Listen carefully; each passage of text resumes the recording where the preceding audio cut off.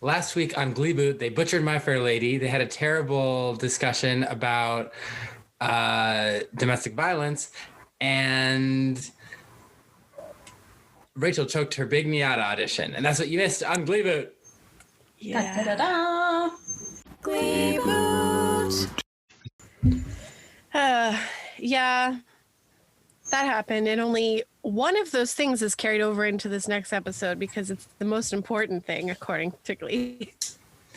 And one of those things is not the character of Sugar, who does not feature in this episode. That was also weird. I figured that she would be going with Rory because aren't they kind of together? Yeah. I guess Prom is a special episode It's that too you can't special. be. She's Maybe. special for Sugar. It's full circle because the last episode I was on was the one where she first arrived at the Glee Club. Oh, wow. Ooh. Yeah, it is. Full circle. Yeah. So welcome to Gleeboot, the show where we get drunk and talk about rebooting Glee one episode at a time. I'm Cullen. My name is Allyssa. My name is Hannah. And the voice you heard earlier, It's Victoria. Yay! she's back. I'm back. Extra stars because I don't want to spoil this, but I actually went to prom with Cullen in high school. So therefore, well, I was a freshman in college, but he was in high school. Oh, fancy. Wow. Wow, Cullen with the older ladies. Very nice. Rocking up to homeschool prom with my college age friend. I went to a public university as well. Wow. Scandalous. Scandalous. Dang. Yeah, I mean, public university, but then I was going to homeschool prom. I think we were nervous they weren't going to let me in, but Were you really? well, I mean, That I don't know. concern? Some proms have rules of like you can't have college students, Oh, yeah, I've heard that. Yeah. but it's like the creepy like 21-year-old guys who date like 16-year-olds. So I no, think there was one of those at my Right. prom. we had Yikes. Yeah. I don't know who brought him, but He just pretty showed up sure it by happened. but now that you're in your 20s, you look at the people who then now date high schoolers and you're like, oh, yeah, it's not cool at all to date that much older. But Colin Yeah, was I very don't cool. get it. Mm-mm. Yeah. So Very what nice, was your Cullen. favorite memory of You picked a homeschool good prom? Oh man. Well, so there are a couple. They're very random, but this is going to date me / age me. So I used to go to Colin's house all the time growing up, and so I knew the way to get there. And my best friend was this the right prom? Oh, this was Yeah. yes. Is it when? Well, because I went to 2 homeschool proms, but both in Colin's group, and I accidentally my friend was trailing my car, but then she got stuck at a stoplight. But then this was before I had like a GPS in my car. There was like no data on my phone. She had no data on her phone, so she got lost on her way. No. Yeah, and then she eventually made it. But yeah, that was before you could have directions on your smartphones. I do remember callback to the tree dance. The tree dance, yeah. Definitely did that at prom because Colin and I had to always do that because fun fact about the homeschooler groups is they had a certain playlist that most of the time got played just at every event. You could pretty much count on what was that, 2011, 2012. Is that 2011? I think it might have been 2011. Yeah, that's the year we went to prom together. Yeah, 2011. 2 is better than 1 is just classic. That was a big deal at that point. But then also I remember one girl very specifically, unfortunately Colin was not a part of this memory, but I did definitely go back to the table and tell him. There was this one girl known for like being overly dramatic, but all like overly dramatic And they were just these girls. It was at this like country club, and they had these chairs in the bathroom. They were doing a whole ass photo shoot during the middle of the dance. Just like taking all these like what they thought were like sexy photos in the bathroom at prom because there was a lounge. So yeah, that's those count as good memories. How many people were there? I would say like maybe 200. I mean, These are all homeschooled people? Mostly. I mean, I'm pretty sure you could be like any age, but in Metro Detroit, there are a lot of pockets. It was like one for the entirety of Metro Detroit and all of the surrounding areas, all of like the suburbs. Yeah. So, yeah. So it was a network, but yeah, it filled up the ballroom of the country club. The other funniest thing is as I grow up, like it's a country club, but I don't think it's like a members only club. Like there are some that are super fancy, but my favorite thing is now being in my late 20s, seeing people I know having their wedding receptions where I had home. Not to say it's not a nice venue, but it just kind of Full circle. Full circle. We have very different memories of that place. But luckily Cullen was a great date, so no bad memories. Aw, thank you. They did play Party in the USA 3 times, I think, the year we went together. That was one of Oh my gosh.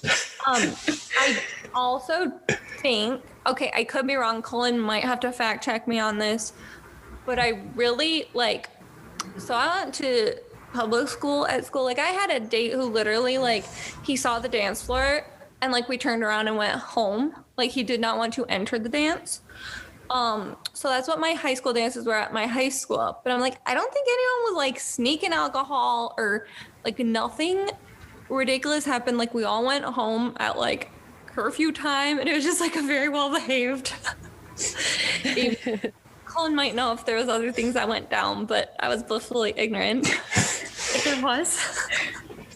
No, everything was pretty PG. That's cute. Yeah. A 10 out of 10 would do again, but probably can't because I'm stuck in Texas. No more proms. No more proms. We could just get to live vicariously through the Glee kids. Oh, no. Yeah, there you go. That's exactly what I want. So today we're talking about Prom-asaurus, but what are we drinking today? Yeah, hence all the prom talk. I'm drinking a fresh margarita. That's why it took me so long to get here. It's because my boyfriend made a margarita for me. Ooh. Yeah, and it's also in a sugar skull glass, so Nice. and it's just a plain original margarita, so lime, very good. Okay, you go. I have a White Claw because I'm basic. What is but around you've got it it? in a koozie, right? Oh yeah, because they get so White Claws, they do get kind of a little gross if they warm up too much. So this keeps it. Here, I'll show you. It keeps it I nice. thought you were drinking a milkshake. Is that specifically a thing for White Claws? Actually, yes. I think there might be other alcohols that come in that side, like Trulies and stuff. Yeah. This is an off-brand brewmate, because I don't So it's need basically 4 seltzers. 4 seltzers. They also have them for full-size beers, but also I can't tell if it's this one or not. I didn't get the fancy one, but I think the brewmate one has a little riser you can put on the bottom in case you have a shorter can. Oh, that's cool. It'll fit. So yeah, my White Claw won't get warm. Very cool. And then Cullen and I are drinking our Housewarming. housewarming gift. From Hannah. I was gonna say homecoming, but I was like, no, that's the other high school dance. No corn syrup in this drink today. No. Oh, that was gross. I remember that. Wait. Weren't you the one who dared her to drink like a shot of it? Because she did it. I did it the next episode. Yeah, we forgot to tell you. Victoria's face, her jaw has dropped. She is still clutching her claw. No, that is what I will do after this. I need to hear how it. I'm very glad that continued, though. I'm glad. Well, maybe. Yeah. She took the challenge and she was like, I'm going to do it. And then she's like, okay, I'm not going to do this again. Yeah, no. Yes. That was terrible. It was really bad. So I have the Kostritzer? Kostritzer? I don't know how to pronounce that. Pale ale. I'm drinking the pale ale. So these are all microbrewed beers. I'm drinking the Schwarzbier, Germany's #1 black lager beer. Yeah, but it's Very the nice. same brand. It's the Kostritzer. Yes. Yeah, these are. Oh, I thought maybe it was microwave. Maybe it's. I don't remember which package I got you. Maybe I got you guys the international. That's what it was. I got you guys the international imports because we had talked about on an episode previously. You're like, I don't know if I've had a lot of like international beers. Oh yeah. So yeah. So now you get one. Nice. I have How to many say, came with it? Was it 3 or 4 of each? I think 4 of each. So we each get 2. Very nice. This is a homeschool adjacent, but kind of story that Cullen might find funny. So a couple months ago at my house, I get a mysterious package and I open it up and I'm like freaking out. You didn't call the bomb squad? Okay, so I knew the return address. Okay. Oh, I have a story about a mysterious return address in which my roommate may or may not have called the USPS to report a suspicious package. But it turned out to be a mug.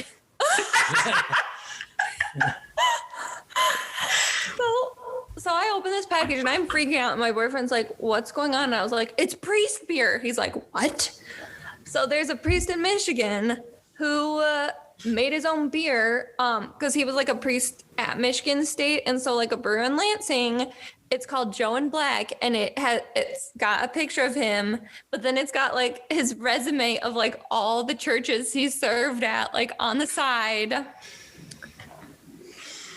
That's amazing. So weird. Best thing about Catholics is they actually make a shit ton of money by creating alcohol and selling it to lay people.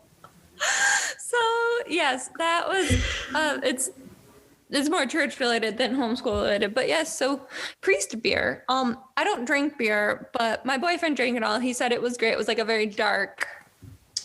Ooh, I like those. Whatever those ones are. And then I made him keep a can. So yeah, I can grab that later if you'd like to see it. But yeah, so there's priest beer. I think I've drank nun beer before. What? Yeah. The weird part to me was that he listed his resume. Like, I know that the alcohol making is a thing. I was just like, what? His resume? Why? Okay. Y'all are going on. Can a you little- imagine making your own beer and bringing it into an interview and be like, hey, my resume is on the side of the can. Oh my God. Well, you know how they say, like, okay, you have like a resume site, you know, you could do something really fun with your resume, turn it into a beer. Is he holding a gun? No, that's a cross. He rides a Oh my God. motorcycle, and it also says "Lawless," the Lord Loose Cannon. Amazing. Okay. This beer sounds like an HBO show. Yeah, it does. I mean, Lawless is the name of the show, but it's not HBO. Okay. It was the name of a movie too. It's the name of a lot of things. Yeah, it just sounds like one of those like really like bro-y, violent, dark, edgy shows that That some people in our program we would know who would really like it. Hey, Yeah. I like dark, edgy shows. Maybe not the bro part, though. Yeah, it would get a lot of critical acclaim, and I would never watch it. That's Like a show mentioned in this episode of Glee that I was like, yep, I'm on the same boat as you when she says that. That was a great line. Okay, we should probably get back on track. Speaking of Glee. yeah. So, Prom-asaurus. There's two storylines. There's prom queen and Brittany as president. So we're going to talk about Brittany as president first because it's pretty short. And then we're going to go, the rest of the episode is just who gets to be prom queen. It's pretty much chronological. Yeah. All right, sounds good. Let's go. So Figgins calls Brittany into his office and he calls her sexy. He calls her sexy teen trolloper. And I was like, excuse me? Like teen lesbians? Like I could deal with that. But I can't deal with him calling her sexy, especially the fact that they're in a room alone. Yeah, I was Teen Trollop I would have disagreed with, but sexy just made everything uncomfortable. Yes, it made it worse. Mm-hmm. Like that one time he called them teen lesbians, sure. Trollop, not appropriate. Teen Trollop, even less appropriate. Sexy, that's a lawsuit right there. Yep. I think it was a lawsuit at Trollop, frankly. Ooh, in the Glee reboot, Glee High School in court. Brittany, Judge Judy will be there. We are suddenly a courtroom drama. I would love this. They'll sing songs from But Judge Judy is the judge. Oh my gosh, that would actually Oh my be God. just a hilarious episode if all of a sudden we just like did one up like an episode that was a court drama. Like how they do in Supernatural, they got tired of doing all the same sort of stuff, so they started using other shows. Other shows, yeah. They did they did an was it like a cop show? Didn't they do an episode like that? They did Scooby-Doo. Yeah. They've done a ton of different like things and different styles of shows. And when the show's been on that long, you have to. Otherwise, everyone's going to get really tired. Yeah. And Anyway. since it's a musical show, the judge show can just be no music. Throw everyone for a loop because all shows have a musical episode, which is always weirdly placed. Riverdale, we're looking at you. Or we can play it off where it's a court drama and it's like a real type of court drama. So when they start singing, everyone's like, silence in the courtroom. So it's like they're actually singing. It's like, no, you can't sing. You can't sing in court. What are you doing? I have something fun to share with you guys along these lines, and then we can get back to Glee. Apparently, back in the 90s, I think it was, there was a cop show that was a musical.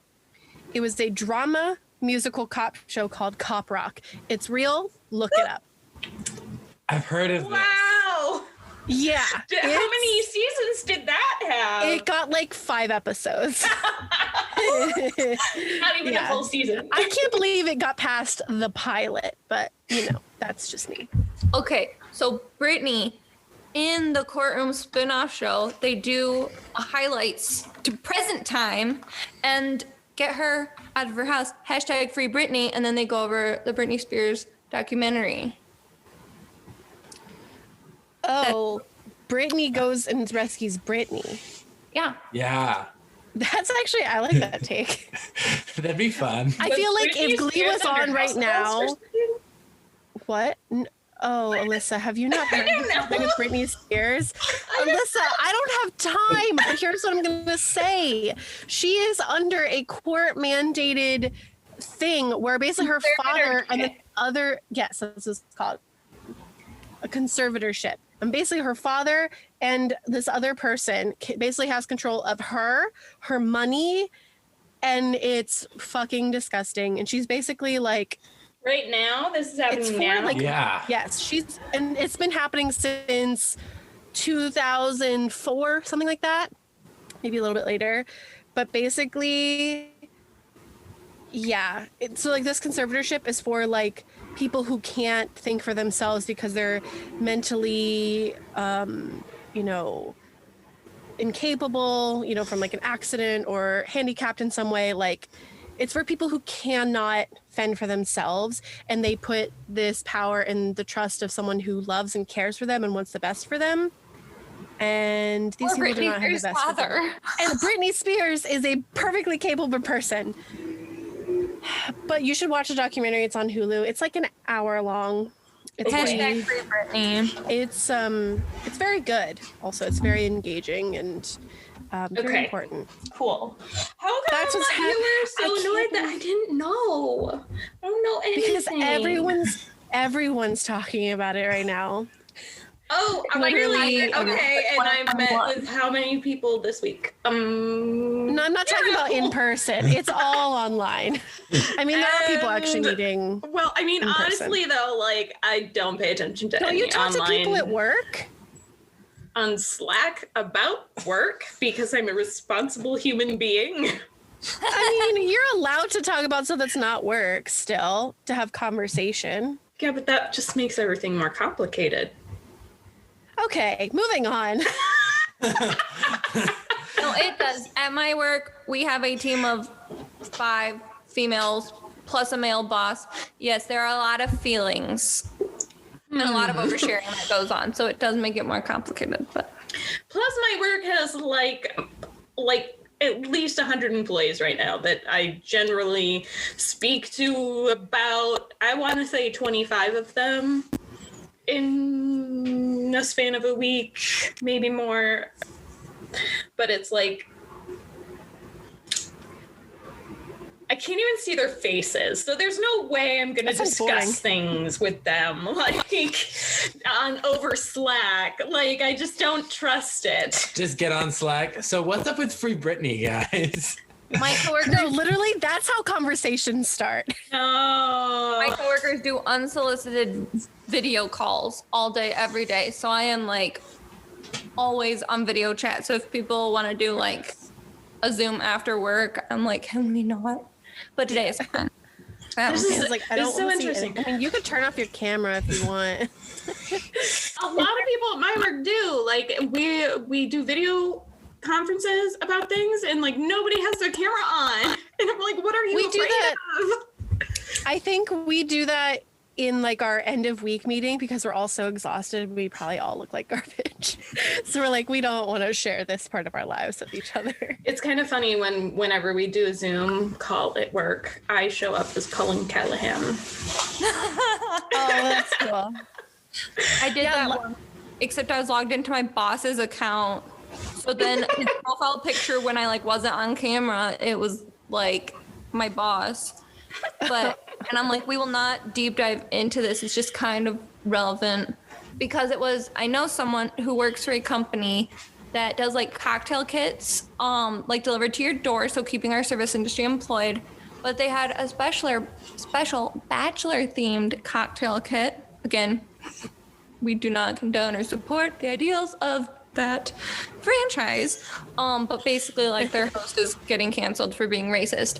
But Yeah. before that happened, actually it was the same day. It was literally like an hour or two before he had that interview.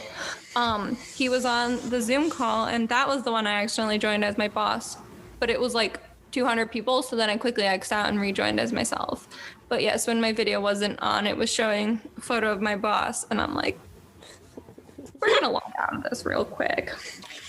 But You didn't use that power to change any important things. He was not answering questions from the chat box. Okay. People were asking about the racism that was uncovered in the franchise and with current contestants, and he ignored their questions, and most of us were muted for a majority of the meeting. So people did try, but then he just did all the work himself an hour later, so. needless to say, they're not having any more of those meet and greets. Yeah. So This Figgins, is the Glee podcast. so Figgins calls Brittany a sexy teen trollop.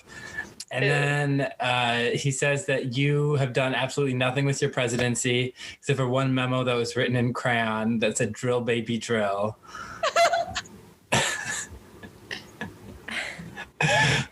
And then it was about like drilling for babies and gonna solve the gas price crisis. And I was like, what? I don't understand. It makes no sense. I don't think Brittany understands. Well, yeah, that's But her obvious. heart is in the right place. But he also says like your grades, like you're failing all of your classes. And I'm like, if she's failing all her classes, she's not class president. Like you have to be a good student to be class president. And I'm like, what are you talking about? Well, and then he And was to be a like, cheerleader. and you can't fail all of your classes and then just be class president and randomly get into college. That's not how that works. I mean, so, okay. In my high school, our class president was like average, but we did have the National Honor Society, which didn't meet and didn't do very much. But there was a girl that was in the National Honor Society who got caught dealing weed in our school theater, but was not kicked out of the National Honor Society and still went to my rival school in the state of Michigan. Not that it's the same thing. She wasn't failing classes, but I don't know. Drug dealing. It's just consequences. This is just another bit of evidence where like, Glee has no idea how high school works. Like, Brittany could not be president because her grades suck. Like, she just couldn't. Also, she's supposed to have done more than just plan prom. So, like, he literally ends this conversation on, like, you have to rehabilitate your image, so go do something with the prom committee. I'm like, rehabilitate her? What about her grades? What about her well-being? Like... He's like, you can't get into college if you don't have president on your resume. But she's like, wait, you forget. She got into Purdue. He's like, the college? No, the chicken factory. So she's going to be meat packing. Great. Yeah, and he's like, I'm considering abolishing the post altogether. She's like, I don't want that to be my legacy. He's like, then plan prom. And I'm like, this is just so much weird pressure to put on a student. You wouldn't abolish president. You would set standards of you have to have this GPA. You have to have this many extra, like, you would set. Yeah. And that also you might just, like, replace the president. Right. Like, you can Who do was that. the runner-up? Probably Kurt. Give it to... Yeah. Sugar. Put Sugar. Okay, new twist. Put Sugar as president and have her plan prom and see what happens. Honestly, she would probably get a ton of shit done because her dad pay for everything. So She would plan a dope ass prom. oh yeah, she would. Random question. Have any of you ever like been part of a negative legacy at your high school? This is so specific that I think you have a story. I do have a story, but That it would reminded be me of Brittany, like, and him, like, abolishing president. People would need to know who I was. What happened? I ran for student council my sophomore or junior year after I'd switched from private school to public school. I had posters up and everything. I don't know why my mom let me do this, but I was in the auditorium and they put up people's names with like their little speech of their running. My photo comes up. I hear some guy behind me. Who is that? So, I mean, it wasn't specifically me. It was like my entire class, but I feel like Right, okay. all together we made something happen. Did you make it so they couldn't go off site for lunch hour or what? No, that was not our class. That was a different class. So during our high school year, we had like Spirit Week, you know, and so sophomore, junior, senior, and freshman classes would all compete against each other to get the most Spirit points or whatever, and then like win Spirit Week. and everyone thought it was rigged because senior class always won. Yep. And so how they typically did this is at the end of the week, they would call an assembly and everyone would be in the gym, and then they would announce who won Spirit Week. And for some reason, it was a really big deal. I don't really know why, but it was. In that year, the junior class won, which was my class, and we stormed the gymnasium. And like, they no longer hold that in the gym. Like, everyone stays in their classrooms. And That's so funny. yeah, everyone stormed the gym and ran out of the school, and like it was too much. So for ours, the seniors always got the best theme. I know that there was one year we were all like board games, and my grade was like Operation. And now I'm remembering something that probably would not fly now, but I think we were just different occupations. And this was my senior year. Like, nothing bad happened. We were all police officers. So like, we get this homecoming like package, and it's a bunch of stuff probably from like Oriental Trading or something. And we all had like badges and hats and things. This was 2010, but yeah, now looking back, I'm like, oh. Yikes. Take a drink. Everyone drink. I've discovered Drink a strong one. I'm not a huge fan of pale ale. Yeah, I don't really like pale ale either. Years, but for men. Wait, what? Every guy is like, I like IPAs, because it's girls being like, IPA I is like disgusting. lattes. I don't like either of those things. IPAs and pumpkin spice lattes. They both suck. I love a good pumpkin spice latte. I got burned out on PSLs.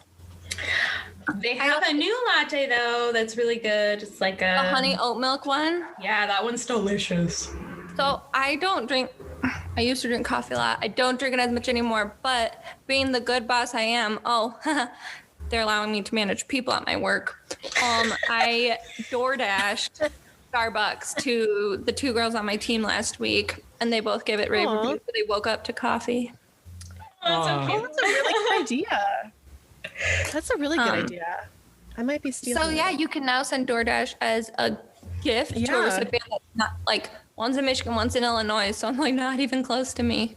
Mm-hmm. So yeah, all you need is an address, and then you can make food show up on people's doorsteps. Yeah. Wow. It's weird, but cool. So COVID. Brittany goes to the prom committee. Back in Glee. Which is made up of 3 people. I was on prom committee my junior year because I didn't go senior year, so I wasn't on prom committee. But there's like 12 people on that committee at least, plus a fucking teacher. There are 3 students, one of whom is definitely a 30-year-old woman. She was wearing pigtails, and that did not make her look younger. Are you talking about the brunette? Yeah, with the pigtails. She's a 35-year-old woman. That made her look older. Look like a student. Yeah, because Brittany thinks she's Rachel and is like, because she fires them all. She's like, you guys are probably a terrorist cell. You should all be in jail.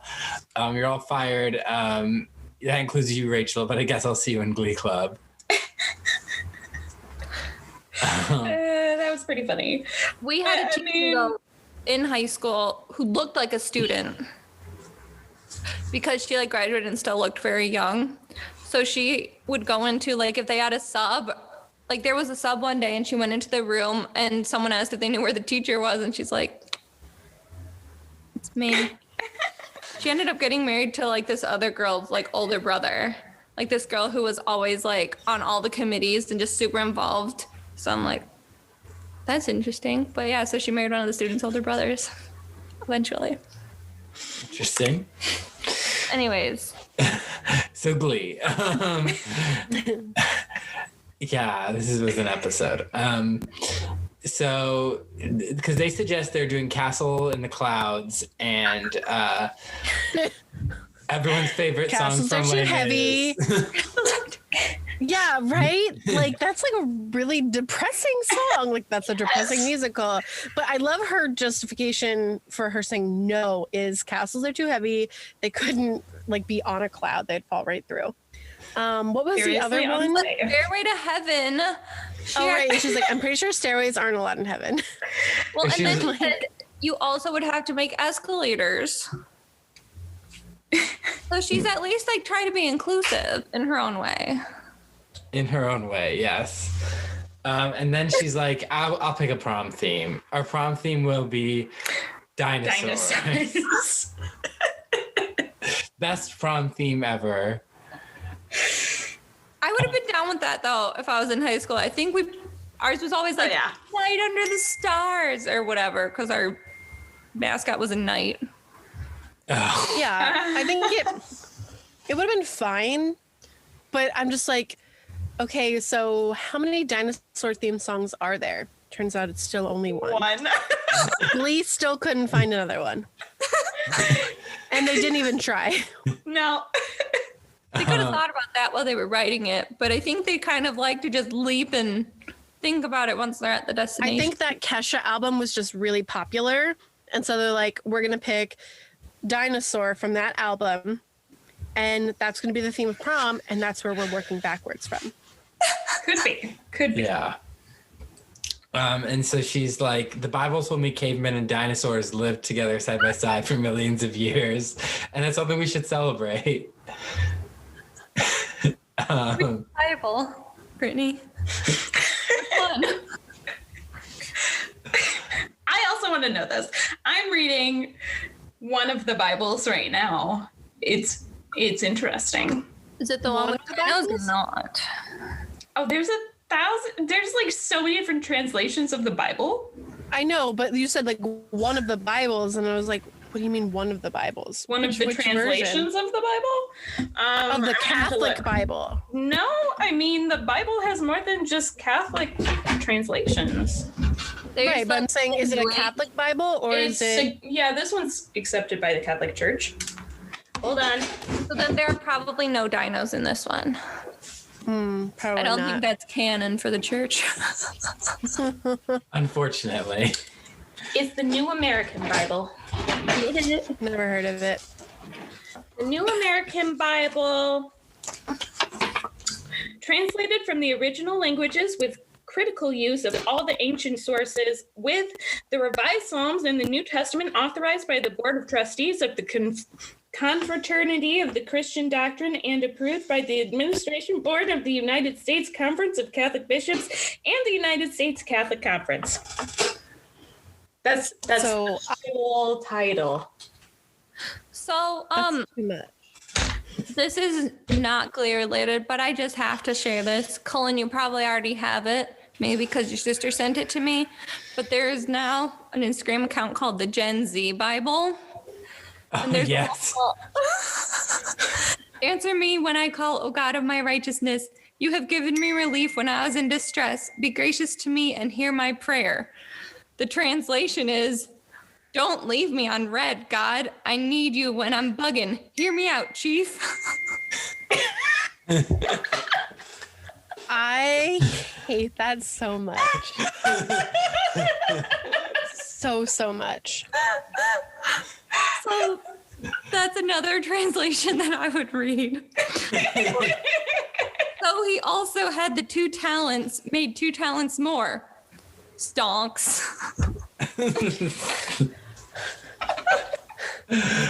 Hannah's dying. She's gonna be breathing. I don't even know what to say to that. Like Another translation. I list. I mean, I will never read any of these translations, but I don't. Anyway, I'm exhausted. I'm always so always skeptical of people who use the Bible as like the straight up word of God from his mouth, because you know that the version that you're reading was translated either from Greek or Hebrew or Aramaic by men. Like, and I'm just like, are you sure? Are you sure? It's straight God? It's wild. TikTok is so educational, but it's certain translations were translated with the purpose of enacting some sort of societal change based off of who was translating it. If the word could That's mean why the King multiple James things. version exists. That's why every version exists. Yep. And then in Glee, they have a dinosaur prom. Yeah, we just keep getting off topic. So no, that's what we do here. That's what we all do here. So she announces to the Glee Club that they'll have a dinosaur prom, but hair gel isn't allowed because it didn't exist. And she's like, and frankly, Blaine, I don't like the way you look. That's a major plot line, though. No hair gel is like a highlight of that. Yeah. And then at prom, she's in a cave woman outfit and she has cheerleaders and dinosaur heads and they sing Dinosaur by Kesha. The only dinosaur song. That's it. I mean, I do know of one other that, like, when I was little, we used to sing in our like school choir class. It was basically about a meteor plummeting to Earth and killing all the dinosaurs, and it was really sad. And it used to make me cry. Aww. I would love to find out what it is so I could listen to it and like share with people, because I tell people and they're like, that doesn't exist. I was like, oh, it does. I did not imagine it. Maybe next week's guest, I'll ask her if she remembers it. And then when they're all walking into dinosaur prom, Mike Chang is like, I actually love dinosaurs. And he's like, ooh, Triceratops. He's like so into it. Yeah. And Tina doesn't even get to laugh. Like, she can't even make a sound.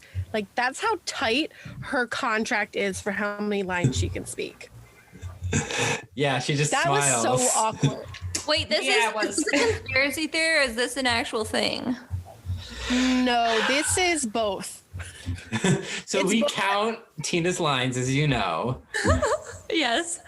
And like, it just seems that like there will be times when she should make a sound, if not to actually have a actual verbal reaction. And there are so many of those times that I'm like, maybe they just like restrict her from even making noise. Like Jenna Ushkowitz, just smile and nod. She's like, okay. Like, I guess they could have had like the Jurassic Park theme song in like the background at one point. That would have been perfect, but they'd have to buy it. Yeah, say who owns Jurassic Park? Was it? It's Universal. So yeah, Fox wouldn't have their hands on that. So that's the end of the Britney storyline. It's just kind of short, brief. She throws the dino prom, and everything else kind of happens around prom queen. So we open. And Britney ran for prom king. Yes. Oh, yes. And had a cute top hat. She did. She did. So it looked like her one of the outfits from Rocky Horror. That's what it. Yep. It did. Oh no. With the hat, the jacket. Mm-hmm. Yep. You're welcome. I chimed in with the haven't you people ever heard of? I'd love to see a Glee cover of that song. Oh my God, yeah. I'm actually surprised it hasn't happened yet. I think, I don't know. Like, I just feel like it's not their vibe. Also, when that came out, gosh, that was like 2007. Yeah, that was before Glee. Yeah. So like maybe they were like, no, everyone's done with their emo and scene phase. But that would have been like Spoiler a alert, great song. It would have been a great song for like gossiping or someone, or the wedding. Hearing something. Yeah, exactly. Or having Blaine sing it. I don't know. He can sing whatever, and I'll just sit. I was gonna suggest having Blaine sing it. Yeah. Yeah. That would make sense. This song is in the Gleeboot. Yes. All right. I 100% approve that. Rocking with the oldies, the Gleeboot. Yeah. OG Panic at the Disco. Yeah. Yes, we started with Rachel. So we start her with voiceover. Rachel and her voiceover talking about how she no longer has her dreams. Her dreams have died because she choked on this audition. And I guess she's just normal now. She's going to blend into the She can go crowd. to a different school. I'm going to try not to scream. I'm going to keep it in. Her dreams are dead, Hannah. Yes, her dreams are very, very dead. She just discovered NYADA this school year. Her dreams are not dead. Her singing would say differently. I am so angry. This is bad writing is what it is. Like if you have her have this dream and then she doesn't discover the school that will supposedly get her to her dream the best in the same season, and then you can't have her come up with something else, like her dreams just die, that's bad writing to me. Like otherwise that dream in the past didn't make any sense. Her dream wasn't that much of a dream if one setback causes her to give it up. Yeah, exactly. I was going to be like, if your dream dies that easily, it wasn't a dream in the first place. That's why like this is just terrible writing. Okay, I think I'm done with that. Because part. if there's one thing that like is consistent about Rachel's character is that she's very goal and dream driven. And she doesn't get stopped. She finds another way around it. Mm-hmm. Like that's kind of the premise of her character is that like, yeah, she found NYADA. Okay, so that, but like, she's also smart enough to find something else. So it just like, what was she planning before NYADA? Like, that's what we were talking about before all this NYADA. Come on. No, she literally was like, I have to go to college, but she hadn't heard of apparently America's best musical theater program at NYADA. Like, it's bad writing. It's very inconsistent and it's just bad. That's why I'm so mad about this episode, because I had fun watching it, but I just kept getting hung up on all these bad writing choices. And guess who wrote it? Ryan Murphy. That sounds like a white man. He's the creator of the show. Just say he did bad. Also, but I do have to say, I think it was the writer's room in general that brought the episode to this point, that like this crux of like Rachel only has this school apparently. Like that's kind of the rest of the show's fault, but still, he wrote it. Hasn't she heard of a safety school? Well, she literally says in her voiceover, she literally says, and that's what you get for not having a backup plan. And I was like, you do have time to create said backup plan. You are 18. It is your senior year. You have time. She can go to Purdue with her. You can literally apply to schools up until like right before you go. Also, there are plenty of other programs that offer great musical theater programs. Like No, there's one. There's only one. You can literally apply to schools literally the week before school starts. Yeah, but literally. when you said until you go, all I was thinking was like until you die. And I was like, yeah, until you pass away. You can just keep applying.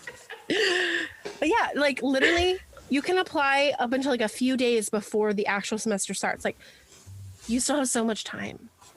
Yeah. Like it's so frustrating.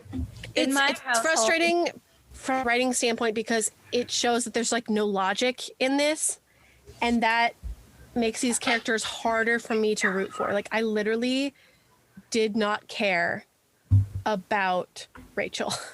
I didn't care. And how is that different from normally? I feel like in the first season she was much more she was more defined as a character. It was easier to be like, she learned a lot of lessons. She was constantly learning lessons. She's trying to be a better person, and now they just make her horrible, and she is forced to apologize for something that I don't understand why she's apologizing, and then she still doesn't learn her lesson, but yet she gets something that she wants. I'll get to that. I'm gonna hold it in. Hold it up. back in. I'm having a hard time breathing. That's how upset I am. it's okay, Hannah. Prom-asaurus can't hurt you. Like It's not real. It can't hurt you. I had to have all my college applications done by October 6th. That happens to be my mom's birthday, but also Like deadlines are in the fall. but now it's the spring. Like, she could literally apply through the summer. Like, and even if she doesn't get into the musical theater program at a school, she could get into a state school or something. Like, she could go to Michigan, which has a great musical theater program. I know I don't like it either because I'm from Ohio. Go Green. She literally could apply, just get into a school, and then audition to get into the program after. Yeah, they have auditions for each semester, so you could even get in your winter semester. Yeah, it's not even like, I mean, basically, if you, what is the phrase? If you fall down, try again, or something. If at first you don't succeed, try again. Like, she doesn't have to just be like, I didn't get in, I guess I'm done forever. Like, I get knocked down, but I get up again. I get back in. I'll never get back down. But Chawawamba. Speaking of Michigan, y'all probably already knew this, but in case you didn't, I will reiterate. Darren Chris, aka Blaine, did in fact go to Michigan for the musical theater program. While my sister was there, and she went to one of his performances in college. Like, obviously that was before he was like a big star. Somehow she had a program from the performance he was in, and some years later she gave it to me. That's cool. So a memento of his college days. Also, I mean, there is a Harry Potter musical on YouTube, however, in which he does not have hair gel. No, and he is the better for it, honestly. Curly hair, so good. Anyway, so they have announcements, so Rachel's talking about how she's just gonna marry Finn, and she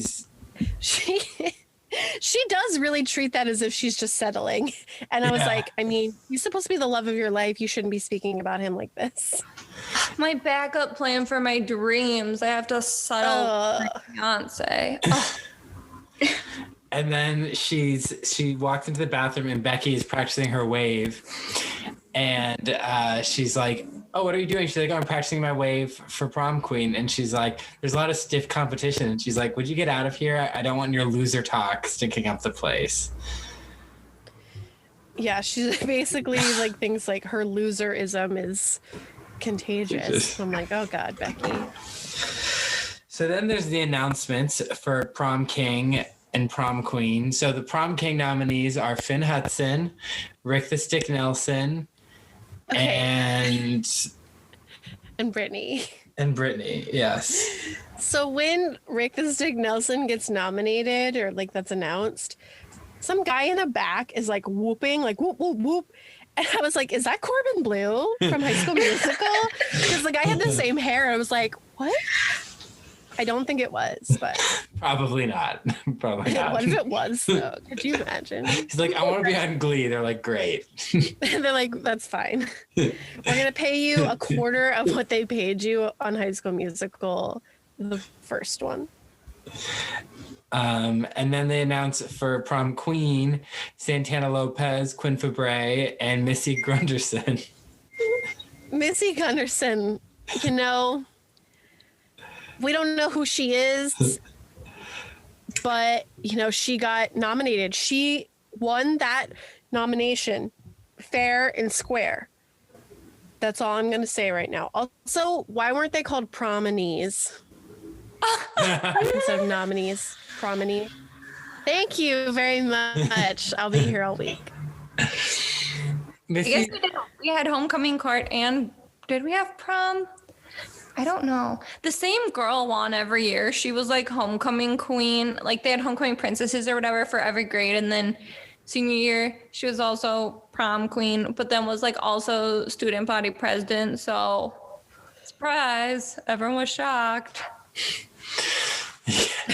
Middle most popular. We had someone who was like really normal win, which was surprising. I thought it was going to be one of the really popular people. But when I saw her on the ballot, I was like, I know her. She's normal. I'm going to vote for her. And I'm pretty sure everyone else did that too. Yeah, they're like, oh, cool. Awesome. Someone who represents the people. Yeah. Like, dang it. That was our pity vote that won. Everyone. Oh God, let's not talk about pity votes yet. Oh, my brain can't take it. I gotta calm down first. So then Finn and Quinn are running together. Well, she's still in a wheelchair Well, she's... because she can't run. She's rolling with him. I should not be drinking tequila during this. Cullen is dying. I killed him with my comedy.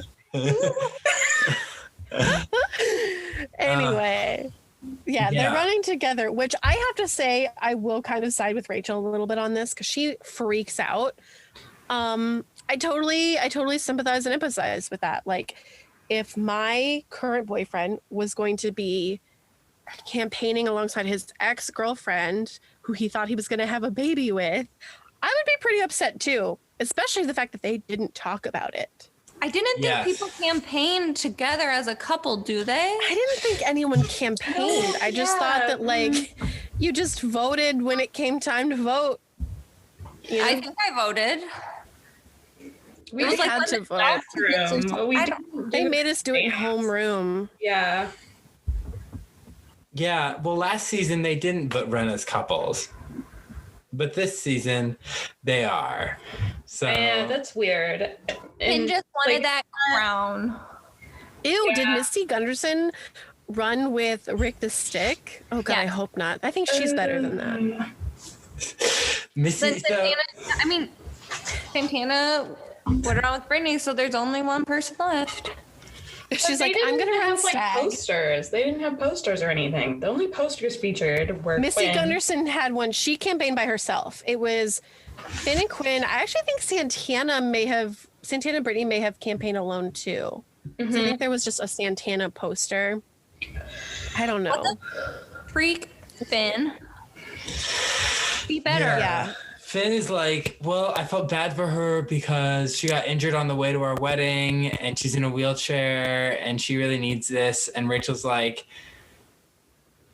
I can't believe my high school career is going to start the same way it ended. Just some sad little Jewish girl watching you get all the love and attention dancing with a blonde cheerleader. Right? Like, I was like, I think that's a fair comparison, especially because clearly you guys didn't talk about this. Yeah. So for once, I was siding with Rachel. Their relationship is so unhealthy. It's so, well, also, like, he had that, you know how in a previous episode he had said, I thought we agreed that doing this thing is bad. But they had another one of those where he was like, didn't we agree that you can't just start like screaming at me and accusing me of things because in my head I can't understand what's going on. Yes, they did have that. They had another one like that a while back. So like this is a trend of like toxicity. Sorry I crossed your boundaries that you very clearly laid out. I just pretend to not know why you're upset with me. Right, like she did clearly lay out, I'm not comfortable with you hanging out with Quinn a long, long time ago. And like, yeah, I think she got over like how stingy she was about it. But like when you campaign as a couple, like a pair, I should say, it kind of comes off as like a couple thing. Yeah. So like also something that should have come up was, okay, people are going to think that you and I broke up and that you are now dating Quinn. Like that should have come up. That would be a logical jump that people are probably going to talk about. Yeah, but who cares? These children do. Rachel cares very much so. But like, why? Because because, you know, if people are going around talking about, oh yeah, Finn and Quinn, like then she's completely pushed out of the picture. Like she feels really vulnerable, like she's going to lose him or something. Like I could see that.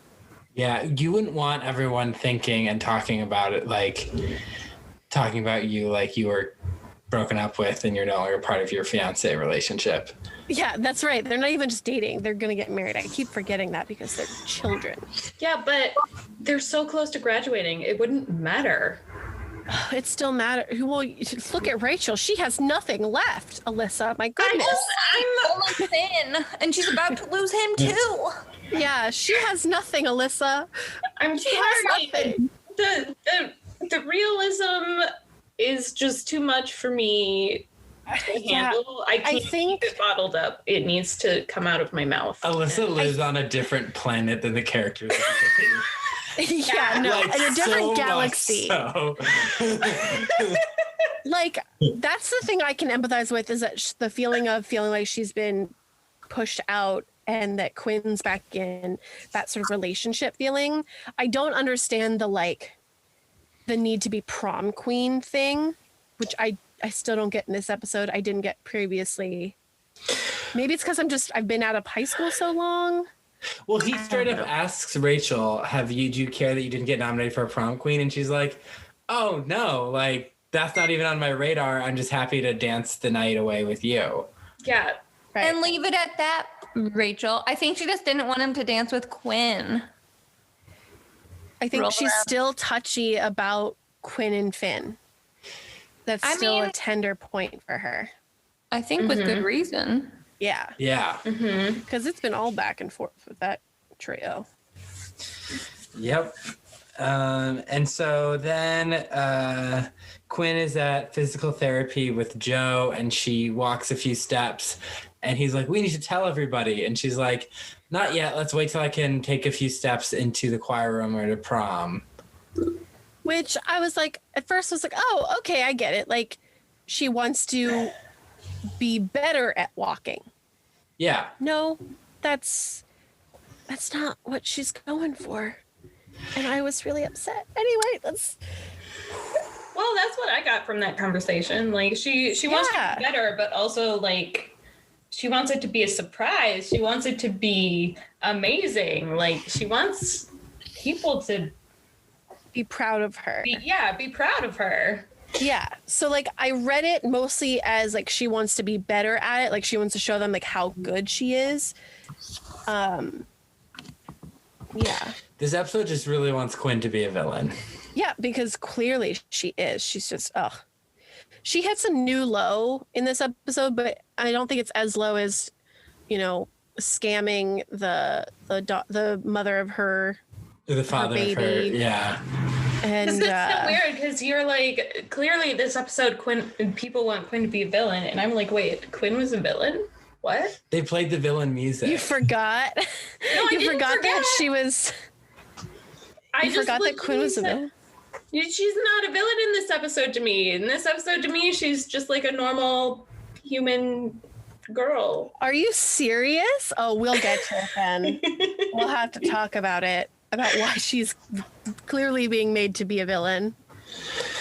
Yeah. So then Becky is called into Sue's office, and she's like, you have to stop this scorched earth policy. I know you're upset you weren't nominated for prom queen, but you've started a war on xylophones. And then it's just a montage of her breaking the xylophone she used during the Grease homage to do the announcement. And then she just walks up to these two band members who are transferring on a xylophone in the hallway, and she just goes up to it. But the actor is very calm looking, but she just flips it. It's really funny. But she's just beating up xylophones.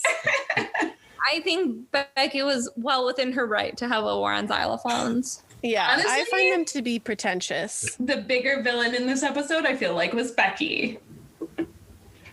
I did not like the way they treated Becky in some places, or made Becky seem in some places. Yeah, she just, I don't know. Like, if I knew her in real life and that's what her personality was, I probably would hate her. Like, she would not be my friend. Yeah, there's some stuff I want to talk about with that too. Yeah, the way they treat Becky is not great. So, but Sue literally says "You're a bitch, Becky," but in a fun, empowering way. Because Becky's going around and she's just tossing people's lunch trays in the line, just smack, smack, smack. And she's God, I would love to do that. Just get out some aggression. Yeah. No? Well, okay, here's the thing.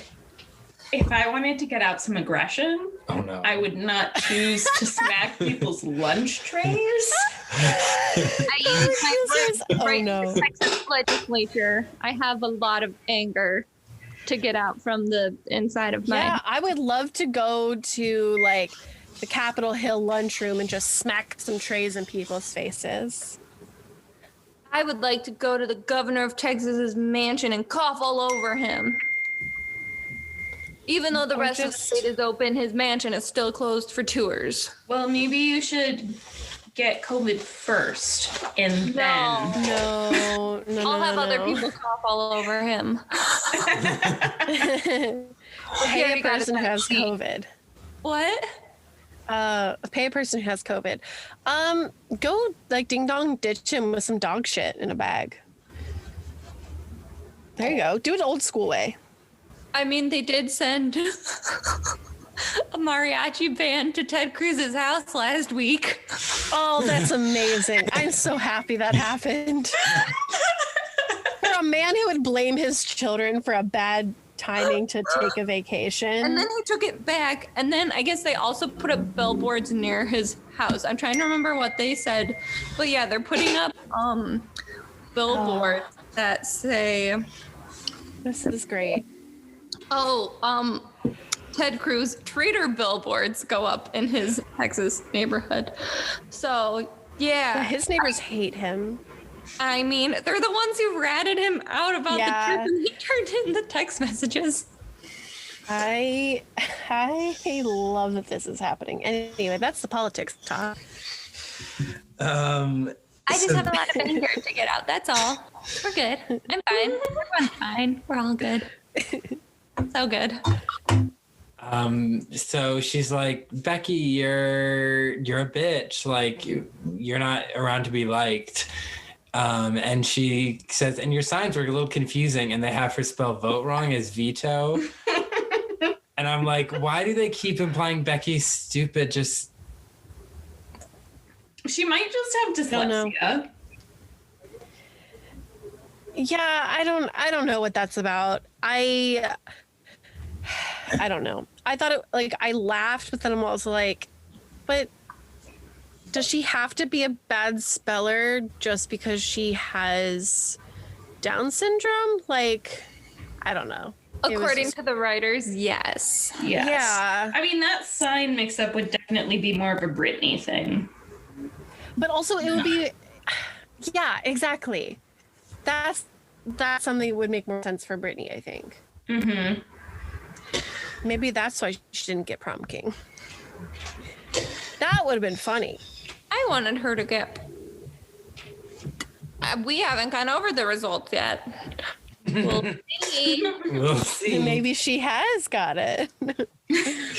Yeah, maybe she did. Who knows? Not us. So then Rachel sings everyone's favorite Fergie song, Fergalicious. Wrong. I wish. She sings Fergie's worst song, Big Girls Don't Cry. It's a terrible cover. I don't know why there are other people singing it. It has nothing to do with the situation that she's going through. She's a big girl who doesn't want to cry over her boyfriend campaigning for prom king with his ex-girlfriend who's in a wheelchair. But that's not why she's singing it, is it? Or is she singing it about her fucking future being gone, quote unquote? Like, that's why I couldn't understand. It was like, in either situation, it doesn't make sense because her and Finn are still together. Like, this is a breakup song. It doesn't make any sense. And you then, didn't like that cover? No. I was oh my God, I don't even like it. the song. I was singing. I like this song. I liked the Blaine part, but that shouldn't surprise you. I didn't understand why Blaine and Kurt were singing this song with her because the song doesn't make sense in any of these contexts. I hated it.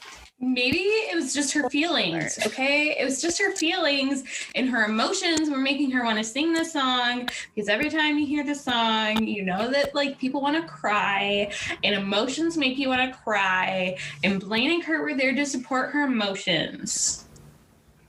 I hated it. I thought it was a bad use of the song. There are better contexts in which to use it. That's what I think. For anyone out there who is listening, I was saying all of that ironically. Yes. I believed it. Did you really? Well, I didn't think. I was kind of like, well, I know this is that weird for a weird stance for Alyssa to take. I was like, this can't be real because Alyssa would never take this stance. Alyssa, emotions? What? No. I am a big girl who wants to cry all the time, though. Girls I hate don't this song. cry, Victoria. I cry when I don't have power and the state of Texas is frozen over and I don't know when I'll have a connection to the outside world again. I guess you're not a big girl. I'm not a big girl. I'm a baby. I'm baby. I'm a baby. Why are you having babies on your podcast? Babies, they're people too. So Blaine is upset about the hair gel ban. And he's like, my hair is baby fine. I've never seen it without gel. We have, but okay. Yeah, during the Making My Dreams Come True number. And when he got drunk during the That's so much information. I know this. So many images popping in my head, like the end of my life. Was that at Rachel's party? Yeah. I don't when remember she wore that his hair at Victorian all. nightgown. Yes. Oh. There's a great Yeah, no, you're right. He didn't have hair gel. His hair was a bit curly. There's a YouTube video I saw that was like Glee characters contradicting themselves for 2 minutes. Oh, I want this video in my life. There's some spoilers in it, but Well, that's okay. yeah. But that was one, and they showed all the scenes where we see Blaine without hair gel before this. I love that. But it's different. It's different. He's less confident in himself now. Maybe he just found a gel that worked for him. Maybe there was gel, it just wasn't good. Or maybe he should stop blow drying his hair in like the hand dryer in the bathroom, and it wouldn't look like that, because how else would his hair get dry and be able to curl up like that? Well, I don't know. The air, maybe. No, I got curly hair. That shit don't dry that fast. Everybody has different hair though, and hair like reacts in really different ways for different people. But he had to literally scrub all the gel out of his hair. Also, he didn't wash his hair or let it properly air dry in general or condition it. So he just scrubbed the gel out of it. No shit, it looks like that. I just figured he like combed it out. What? I just figured he like combed it out. You know how when you take a comb and it comes out? But the gel's still in there. Yeah. It's just all over the place then. When I comb my hair, all my product comes out. But Well, Blaine's hair gel is stronger. He could have maybe that's what I'm like. It's still in there technically, but Yeah. if you just comb But it it's not out and make it look a activating. little different, he wouldn't have had to deal with all of that. I did find out a couple weeks ago that someone I work with, he's like in charge of the sales team. I guess at his previous job, for whatever reason, I don't know why this is relevant, but it is. He didn't use hair gel. He apparently had this giant bottle of lotion and would use lotion as gel. And now there are other guys who have picked up that habit of using lotion as hair gel. oh Hannah's face is horrified. No. You need to go talk to the state of Utah. I can't do this. There's so much going on this episode that I can't do that topic right now. You guys are overloading me with shit. I can't. Hey, listen, I have put lotion in my hair also, but not for the same reason. Why did you put it in there? It's a trick to keep your hair from like poofing up from static electricity. Right. Yes. That is how I used to use it when I was a kid. But for men to put it in their hair just as like product, no. Like I got inspired for 2 days. So I have loose waves they could be construed as curls in some instances, which is how people are finding out on TikTok. They're like, oh my gosh, maybe I do have naturally curly hair. And then everyone's like, it's not curly, it doesn't count. But I have some wave. I tried it, but there's a lot of products, and I tried 2 or 3 of them, and I'm like, this is a lot. So then I just bleached and dyed my hair and cut it myself, and we're just going with it. Nice. But I'm trying. Hair product is just not lotion for the most part. Mm-hmm. Yeah. Would not recommend putting lotion in your hair unless like you're in a pinch. Well, it was a thing It'll make that, your hair like, really greasy. because his hair looked good, other people picked up the habit. No. I'm like, I wish I was kidding you. I'm not creative enough to make this up, though. Okay, we have to talk about Glee. I can't do this anymore. I just have to know if it actually works, then maybe he's got something going. But if it doesn't work and it's just a fluke for him and for everyone else, it's not good. Well, the one guy, No. okay, so this first guy is like in his early 30s. The other guy's in his like early 20s. Not that it matters, but like their hair, both of them, their hair looks good. Granted, I've only ever met them over video. And if I hypothetically in the next year meet the second guy, I probably will not have a close enough view of his hair to see, because I am 5'2" and he is apparently 6'4" or 6'5". So Tell him therefore, to bend down. I cannot report back. I will. I'll tell you if I ever do meet him, and then I'll need to come on another episode and Give us an Because, update. I mean, hypothetically, if this actually does work, that is a good money saver. Yeah, lotion is way cheaper than hair products. That's for Yeah. sure. Yep. So Rachel's wearing a dress with baseballs on it. Yes, Is she? I didn't even notice. Wait, when is this? Green fabric has She's little singing tiny and being white. sad. When babies. she's singing Big Girls Don't Cry? Yes. Okay, also, last week, I think it was, I mentioned the blonde guy with the guitar smiling during a song he shouldn't smile. He smiled during the song. You guys missed it. But this guy, Yeah. he's hard to miss. He's just there looking like an idiot, strumming the guitar during a song that like is supposed to be really sad. I was more distracted by the baseballs. I didn't even notice the bass. I noticed. Sure, I was distracted by that guy because I saw him again and I was like, ugh. I had Yeah, to really Rachel- focus. I to bet you notice. if you asked Rachel what the shape was on her dress, she would say polka dots because she probably wouldn't recognize it as a baseball. That's what I think. That's the stereotype I'm going to go with Rachel being a girly girl.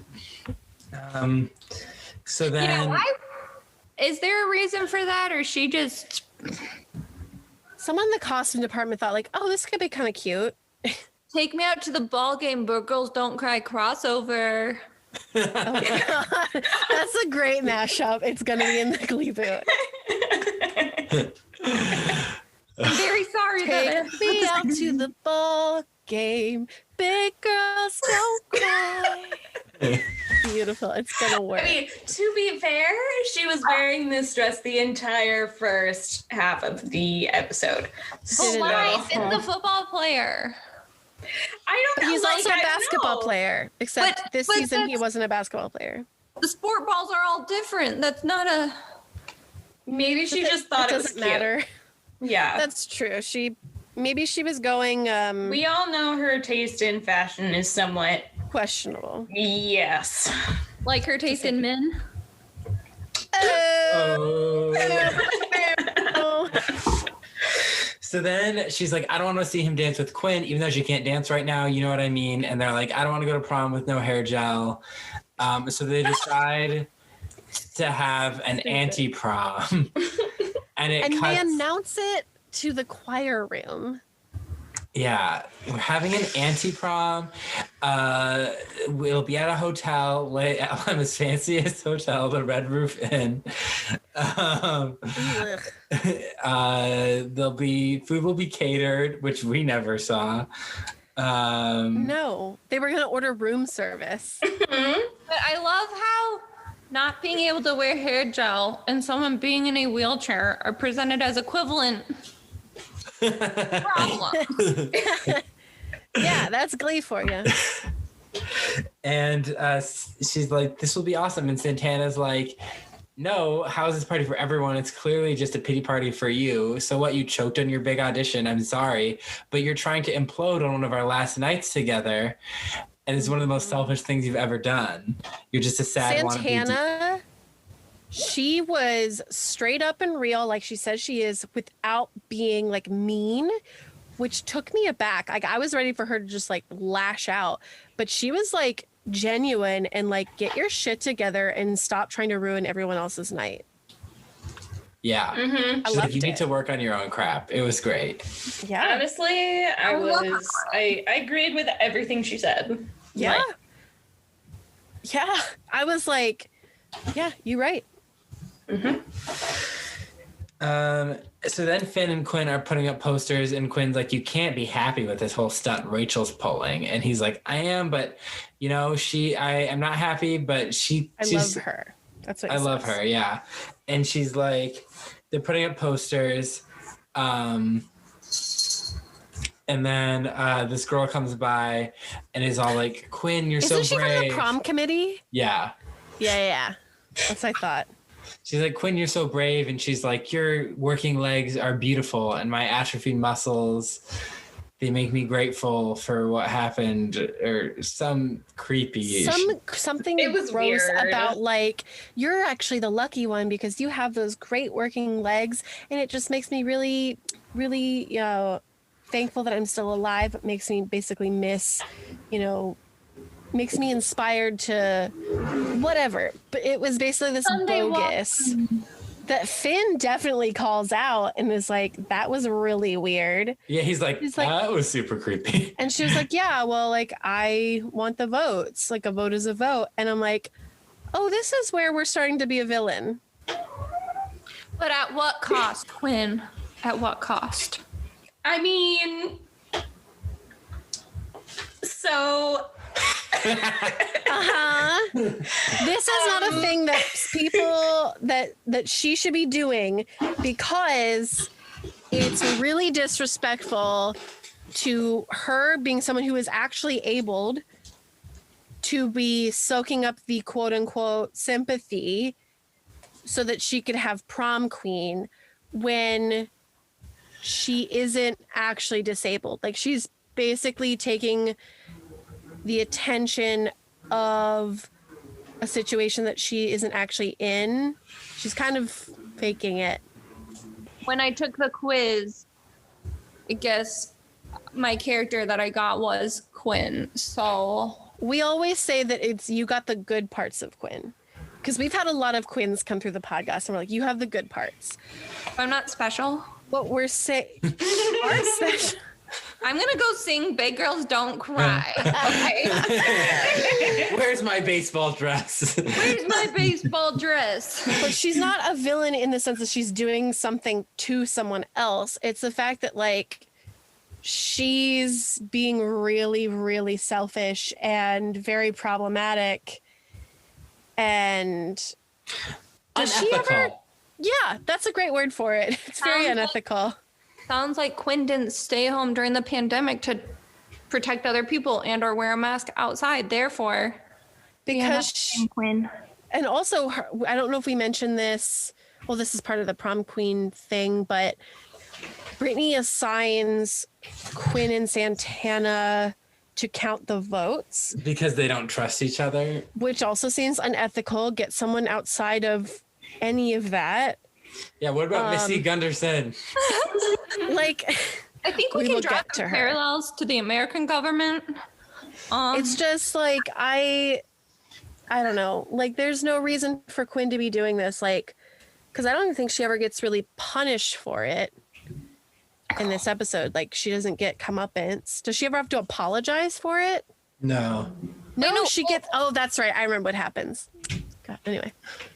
Oh, I was like, I'm trying to remember the timeline of the episode, but she does get kind of called out on it. She does. In an But- uncomfortable But I'm not sure way. when that is, so I'll wait until that part of the episode discussion. So at the at the prom, Finn is like, "Oh, where's Quinn? I need to like make sure I can get her wheelchair up on stage." Because Sue was like, "This is my best punch yet." She's like, "I put Visine in it." Yeah, I was like, that's gonna make everyone shit. People. Yeah, it's gonna make everyone just shit because that's what she's like. I want everyone to go home quicker, and that's why she's like, you should try the little girls' room because that's why she goes from the Visine to the try the little girls' room. I was like, oh my god, she's trying to poison these children, which is a crime. Visine, over time, I'm pretty sure people have like poisoned their spouses that way. I feel like. I don't know. I think I read an article. Maybe they tried and maybe it like didn't work. Yeah, all I know is that if you accidentally, because why would you just drink it on purpose, accidentally consume Visine, it like gives you like serious stomach problems and just makes you, yeah. No, thank you. Mm-hmm. And then they later mix alcohol in with that, so that's great. Oh yeah, I didn't even realize. Yeah, Delicious concoction. I'm sure that's wonderful. So then Finn just walks into the bathroom, women's bathroom. Yeah, that's really weird. And he's like, "Are you in here?" And then he sees Quinn standing. He's like, "You're watching me take my first steps." And he's like, "So you can walk? So you lied to me? I picked you over Rachel, and now I'm feeling stupid." And I'm like, he's like, "You have everything. You're going to Yale. Rachel has nothing." And which is incorrect, but I guess for the sake of this argument, yes. Nothing. She's been singing about it the whole time. Right, you're right, you're right. But like, I don't get why Quinn is villainized in this moment, because it's not like she can walk and run and dance and prance. Yes. Yeah, exactly. She can stand and hold herself like his up by the reaction wall. should be like, holy shit, that's awesome. Like, good for you. And then it would tumble into, well, how long could you do this? And if she were to like confess that, it would be like, wait a second, this isn't right. Like, you're getting a sympathy vote for not for no reason, but like, she's basically abusing the current situation she's in to get favor. So I guess where I'm at is that Finn's reaction is just so over the top that she still is someone who needs a wheelchair to get around. She's not fully, so like, it's not dishonest if she doesn't tell everyone right away that she can walk. Yeah. But she is abusing and milking her situation for sympathy and attention. I think I agree. I think Finn's overreaction here makes her intention kind of confusing, but if her plan is, she literally says, yeah, but when I walk out on that stage and I'm going to surprise everyone, like, she knows that she's going to be doing this. So she knows that she's actually not being honest about her situation and possibly trying to milk the benefits of it until like she can show people like, oh yeah, I can stand and walk better. So like people are going to stop like feeling bad for her because she's getting better. So like, I think Finn's reaction is definitely an overreaction. It doesn't logically make sense. I don't think his reaction makes sense. I also, like, I believe that she's milking it, but I don't think that that's necessarily a terrible thing to do. It's a moral gray area. Maybe. Yeah, I agree. It's a moral gray area, but like, I'm pretty sure a lot of people in her situation would have done the same thing. So I guess it's more of like, is it ethical or not? It's like, it's just some people think it is and some people think it isn't, but like, it's not, I don't think it's something that people would encourage or be like, yeah, that's super great. You should totally do this. But at the same time, it's not like illegal. It just makes you feel a little icky. But like, but she's also holding herself up with the counter. So it's like, yeah, like if her intention is to surprise people like, hey, actually, like, I can walk, I'm getting better, like, then she's taking a lot of her situation for granted, I guess, because she's going to be using it for the sympathy votes. Like, yeah, it's definitely not great. At the end of the day, what we can say is that this storyline is a little icky and maybe didn't need to be there. I think Ryan Murphy just hates Quinn. And so he has to make her seem like a not good person. Because she's the embodiment of the girl he could probably never get. Yeah, that's accurate because he's definitely a gay man. Well, then, how did Kurt's character end up how he ended up? That's what I have to say. There's a lot to unpack there. Yeah. I think that like what happens after this? Is this when doesn't she like convince Finn to be like just like she says the nominees have to dance one dance together, which I'm like, makes that's no a lie. sense. That's totally a lie. It's Who's only keeping track of that? Literally no one. No one. Everyone else is ever. dancing around them. They're not watching them. Like, oh my God, they're dancing together. Yeah, it's weird. That's not a rule. Santana sings Selena Gomez's "Love You Like a Love Song" with Not Tina a dinosaur and Brittany. theme song. Not a dinosaur theme song, but Mike Chang is bopping. He is dancing to it. He's so supportive of Tina in her backup role, and I love it. Her constant backup role. Also, I have to say, so this episode was directed by Eric Stoltz, who we have discovered is known for his booty shots. Lots of booty shots during the cheerleader number, and then also there's some weird shots of like when Santana's singing that like angle so you can see her butt. Kind of, it's like in the dress. It's weird. Yeah. Like from behind the stage. Yeah, it was weird. Yeah. Lots of booties again. That was also in the last episode I was on here, but it was the cheerleaders dancing. Yeah. Oh my gosh, full circle. But yeah, we were seeing like other stuff, not just booties. We were seeing like thrusting, right? Yeah. Yes, but a lot of underskirt. Gross. So then Finn is like, "Why don't you show everyone who you really are, and then He how much tries of a to liar pull you her are?" out of the chair. Yeah. I was like, okay, Seriously, now we're Eric. getting into some that was other bad. unethical territory. Yeah, Like, Finn you was terrible. And also, terrible. going back to that bathroom scene, the fact that he didn't let her actually explain that, like, no, I still can't really walk. I can stand in a little bit of movement, but like he didn't even let her explain. He just assumed. So that's why it also makes that scene illogical. And then this scene even more illogical. Well, because he's like, "I thought going through all that stuff made you cooler, but you're still the same old Quinn." And it's like, no, she has gone through so many levels of being Quinn, but there is no same old Quinn. Well, not She only literally that, had like, a punk phase in which she almost had her daughter who was adopted out, like taken away from the mom. Like, how is that the same person? yeah, not even close. But like, also, how arrogant is it to think that just because someone goes through a traumatic experience that They're gonna be better. yeah, exactly. That's fucked up because there are plenty of people who I'm sure go through bad experiences and are still shitty. Yeah, like that's like saying, oh, you go through a traumatic experience. I bet all of your character flaws are now fixed by having a traumatic experience. Like, how terrible is that? That's awful. Yeah, no, that's really fucked up. So yeah, he basically tries to force Quinn out of her chair, and Joe comes over like, "What's going on?" He's like, "Did you know about this with all the physical therapy you were giving her?" And I'm like, "How come Joe?" That's a line for sex.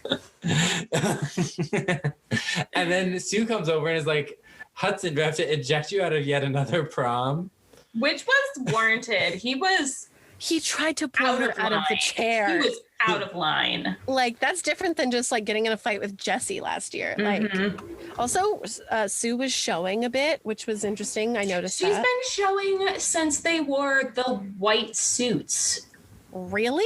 Yeah, because I noticed. Didn't notice that. Yeah, I was like, oh, White she's suits. showing the white suits that Becky sewed. During Saturday Night Fever. Yeah. I almost forgot about that. Hey, that was this week's episode, wasn't it? Yeah. Yeah, that's why I remembered. Because I had to. Spoiler alert. He's with child. Yes.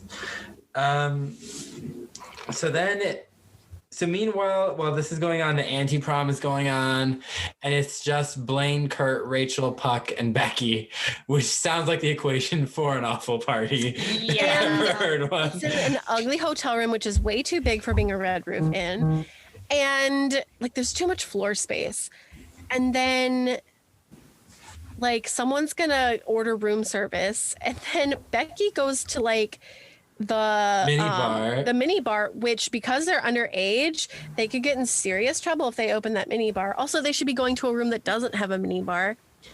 Anyway, and then Puck definitely brings beer in like a paper bag, which is the most obvious way to carry beer anywhere, or alcohol anywhere. If you carry it in a paper bag, people will be like, that person probably has booze. So, and also, how did these five children, right? 5 children get past the clerk, the front desk, who had to give them the key? What's going on here? Maybe it's one of the ones with the motel rooms that open on the side. Okay, let's be fair. Right, Puck, but you still got to get a key from the front desk. Puck looks like looks- he's like 30. he looks like he's 30, and he's broken enough laws in his lifetime. I would not blink an eye if he had a True, fake ID. he does. Yeah, you're right. He's a bad boy. So he probably used a fake ID to get that booze, and then he probably like went in there and was like, yeah, I'm 38. Like, Yes. cool, man. Like, Have a okay, good night. here's your key. Have fun with your Skinamax and beer. Yeah, didn't they order like And then paper- these 4 children run past behind him, like out of the corner of the guy's eye, and he's like, Dad, wait for us. Come on, kids. Going to Come Italy. party. Oh no. oh God. They all stacked up in a trench coat. It was Puck, and then the 4 of them stacked up in a trench coat. But it was Kurt. It was It was Mr. the Kurt at the Geltman. top, because Kurt and Rachel got into an argument of who could do it better, and Kurt's like, only I could. And Blaine didn't want to open his mouth and be like, actually, I'm the only one who like looks closer to an adult or sounds closer to an adult. Yeah. Okay, this is where I'm like, I should have watched the rest of the episodes. But do Puck and Becky have any sort of a friend relationship before this episode? No. No. I felt very Becky weird. isn't friends with any of them. Well, I wasn't sure if I was confusing his human outside of the show versus No, yeah. inside the show. It just made me feel like I'm very weird. Yeah, this was very uncomfortable to watch. So we'll get there. I mean, I'm bad with chronological order. well, this just whole segment with all of them in the room was just very awkward. Like, It was freaking depressing, okay? it wasn't even like a good scene. It was just, they were just there and No. they weren't. It Then we was cut seriously away. like the minute they walked into the room, I was like, "Oh, this is bad. This let's is not even- depressing." Yeah, like, And then Rachel's like, "Does everyone want to see my prom dress?" and everyone says no. I'm pretty sure, isn't that what happens? Yeah. And then she still goes to get it. He's like, "I'm having anti-prom, but I still want to like live out my like prom." Why dream." did she put her prom dress in the back of her car? Why Right? wouldn't it be in her room? For like 1 minute, can we pause and realize that at the beginning of this episode, we saw Rachel looking at a magazine full of prom dresses. And she hadn't picked one out yet. Yeah, but does anyone do that? Like, nobody does that. Nobody looks at magazines full of prom dresses. Well, fun fact: so. the dress I wore to prom with Cullen, I actually got in 8th grade from, not to cheapen our experience, but like a clearance rack at some dress store, because I had 2 older sisters, and so we would go, but like we never paid full price for dresses because some people did and we were not. So yeah, I'm like, I just had it in my closet, and I was not the same size in like 8th grade as I was senior year, but luckily I fit it.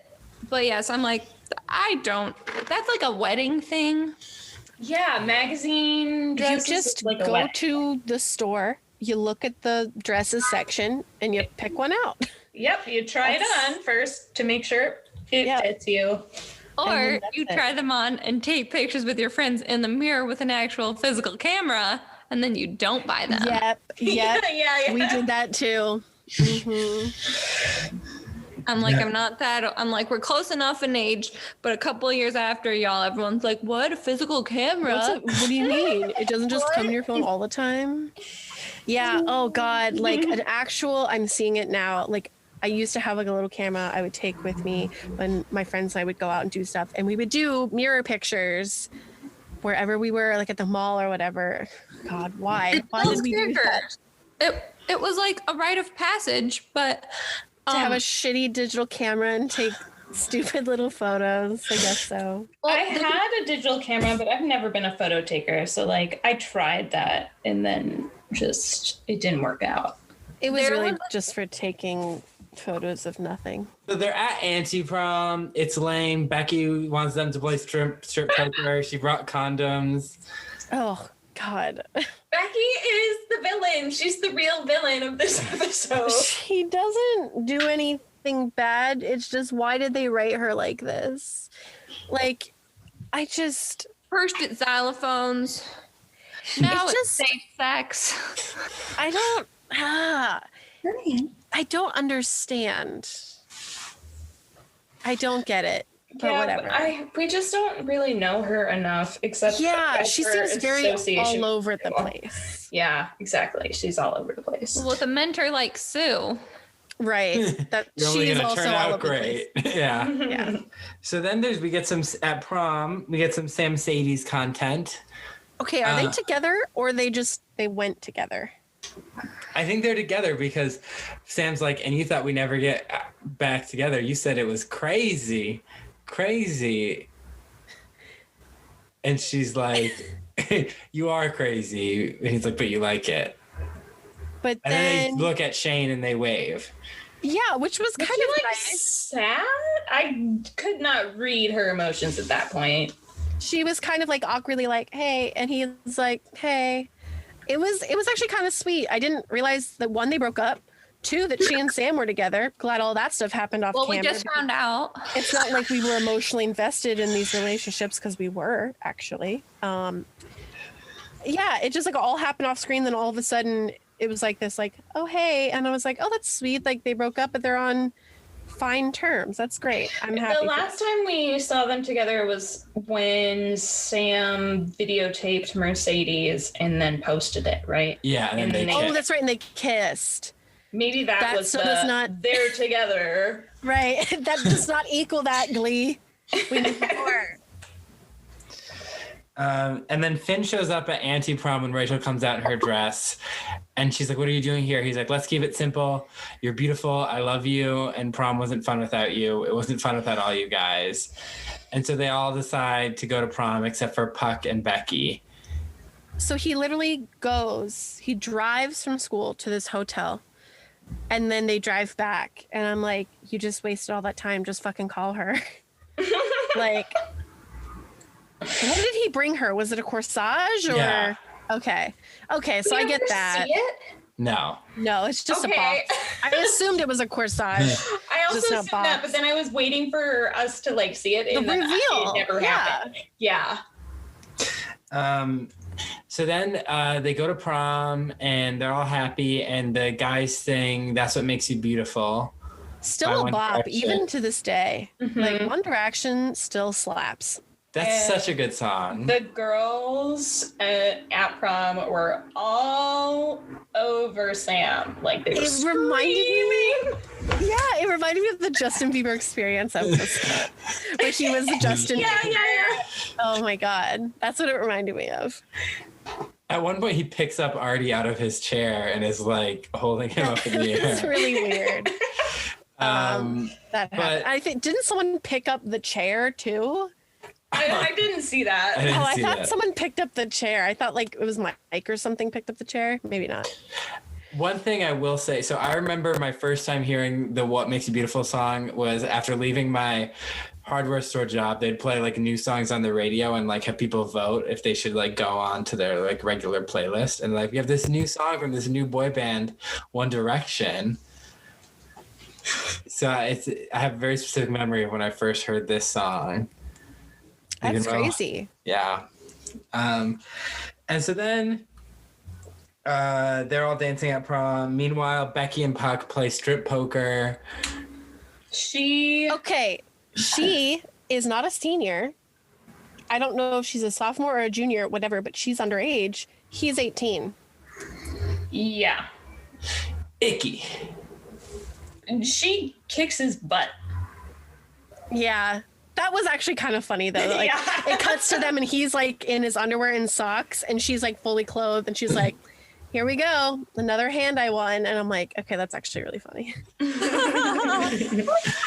She hustles him. But other than that, it's pretty disgusting. Mm-hmm. Like if these were adults, that'd be pretty funny. But one's a child and one's technically an adult. Yeah. And then she's like, yeah, I want to be prom queen. And he's like, well, but we haven't crowned a king and queen of the anti-prom. So he cuts the beer bottle with his pocket knife. Not the beer bottle. The beer box.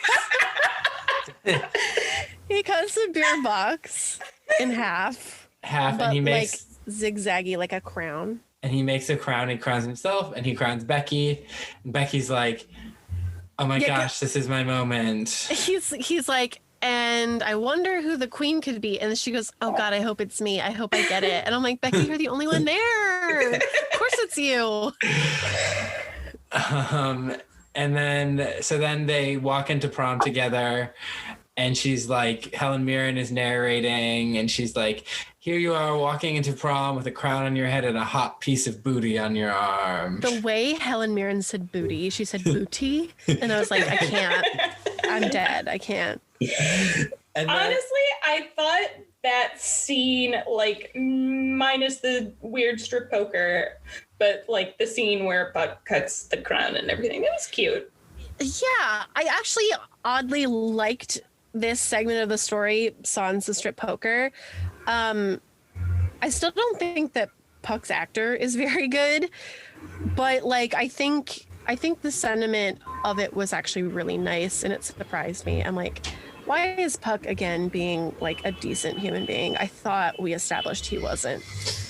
But then Quinn, she just has to be really morally gray. Becky and Puck. Becky and Puck show up at prom, and so they're excited. And Becky distracts Sue, so Puck can spike the punch and live out his dream. And it worked. I was like, okay, that's actually kind of clever because the only person that Sue would fall for a ruse like that would be Becky because she takes Becky seriously always. That's smart. I wish that Becky had said something a little bit more convincing though, because I was like, okay, this is obviously this feels like the end of an 80s movie. I think it is. I think it's probably word for word the end of an 80s movie. Seriously? It does kind of feel like it. You're right. Doesn't it? I was like, okay, I don't believe any of this at all. It might be some like weird like B movie. You Not like to be confused with the B movie. Still put those weird glasses on, and I'm like, what's happening? Like jazz. Yeah, she did. Yeah, because she's like, you should maybe try your X-ray vision glasses or something like that. And she puts on, yeah, it looks like something like a Terminator thing. I don't know. No, it looks like the guy from Star Trek. I don't remember what his name is. Anyway. So then we have a scene where Rachel and Quinn are talking in the hallway. Quinn's like, you want to talk to me? I'll give you 3 minutes because I need to be in there to like gather votes. And she's like, I just want to apologize. I got super clingy and jealous when I heard you and Finn were campaigning together. And Quinn's like, well, I didn't know any of that was happening, so it's pretty easy to forgive, which I thought was kind of funny. And then Rachel is like, I just want to say how much you mean to me. Like, you're this beautiful girl and you're always so much better than me. And now we're friends. And because Quinn's like, oh, how the mighty have fallen. She's like, no, like, you're still amazing. And we're actually friends. And that means so much to me. And this is our scene for Brittany and all the Faberry shippers. Yeah, exactly. But like Rachel literally is telling Quinn, like, you were a symbol of all of my insecurities and still kind of are. Like, that's basically this conversation. And then she's like, and I'm sorry. And I'm like, what is this conversation? Yeah, what? But the conversation is important for the next thing that happens. So then that Quinn and Santana are counting votes. Because Santana's like, stop making out with Barry and count the votes. We need to declare me the winner. And then they're counting votes and they're like, Quinn won by 1 vote.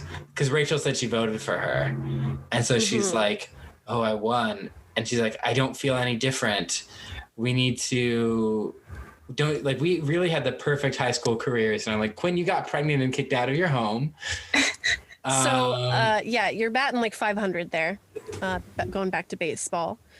So this is another area where this is how I read it, that Quinn doesn't feel any different because she didn't win on just her own merit and being popular. Like, I think she feels bad for having won because she milked her situation. That's how I read it. I didn't read that at all. Yeah, I read that throughout the whole episode. When we got to that, I was like, that's what I'm seeing here. No, I just feel like she's like, I don't feel any different. And I'm like, yeah, because you shouldn't, because anyone who wins something like this, yeah, exactly. Like, it doesn't mean anything. And you finally figured it out. Yeah, it's like, oh, wow, you're being actually mature about this. So Santana comes in second place. Missy Gunderson, by default, comes in third place. But Santana and Quinn, they're like, oh, you know what? We could do something really special right now. We can make a difference. Because Quinn's like, don't you want to have to leave this place having made a difference? We can make a difference. People now. So here's what I heard that. I'm like, oh, okay. They're either going to choose Becky or they're going to choose Rachel. Who they chose was totally actually surprised by. I didn't actually think that was going to be a thing. Cullen. So then they're announcing prom king and queen. Finn is chosen as prom king, and Kurt comes up to crown the next prom queen. And Higgins is like, following the school's bizarre tradition of write-in votes, our new prom queen is Miss Rachel Berry, who never wanted to be prom queen, never expressed a desire. Just want to say that. She literally got it for doing nothing. She got it probably out of pity because Santana and Quinn felt bad for her for some reason, so they gave it to her. But also, they also completely, okay, say they're like, okay, well, then you know what? Neither of us want it. Who's the next person that should get it? They don't have the decision to just give it to someone else. That should go to Missy Gunderson. Yeah. All right, justice for Missy. I was furious. I was like, you don't just have the decision to do that. And also, what happens when one of the teachers goes back and looks at all those votes and says, what the fuck is this? Rachel's not on any of these votes. Yeah, I wanted the people to be like, who the fuck is Rachel? That would make sense. They'd be like, who is she? We don't know her. But I was totally annoyed by this whole thing. See, but then it gets worse. This whole situation of okay, yeah, we're going to give Rachel the spotlight that Cullen's right. She didn't ask for, surprisingly. It gets worse. So before we get on that, I think the show is kind of misreading or it's assuming that young girls watching this show always see themselves in Rachel, and it's giving them that fantasy moment of you're the outsider girl, but you can win prom queen too. Well, not only that, but it's also assuming that everyone wants to be prom queen. Yes. Yeah. Can I just and wants to be popular for a moment? People I think there are probably more people who just want to be generally liked by everyone, not to be popular, just they're not mean to me. They're just generally liked, and that they have good friends. I think that's really what kids want. Like, I don't think kids actually want to be like popular. Like, sure, some people want to be prom queen because they're like, oh, this will look good, or like this will be something cool to be able to do, or like, you know, like there's some, I think some teenage want to that, but in general, I don't think people want like popularity. Like, I don't. And I'm not saying that wanting to be prom queen is a bad thing. That's not a bad thing. Right. But I am saying that the show thinking that every girl wants to be prom queen, that's a bad thing. Shame. Yeah. And I that would've like settled for friends. They didn't have. I had friends outside of school. That's how I ended up at homeschool prom twice. yeah, it's just it's qualifying this honor that is really nothing. It doesn't matter. Like literally a week after you're done with prom, like everyone's gonna forget. Yep. Because you got finals and shit to worry about. And so and then Quinn and Santana sing "Take My Breath Away," which I'm not sure who was supposed to sing that dance. If Santana and Quinn were both in the running. Great question. And I wrote then that too. Quinn stands up and takes away all that spotlight that she gave to Rachel. Takes it away. Just boom, just like that. Yeah, because Sam and Mercedes are like, it's a prom miracle. And everyone starts clapping, and that's really the end of the episode. Because that's what people are going to remember. Not that Rachel won. They're going to remember, oh my God, Quinn stood up out of her wheelchair. That's crazy.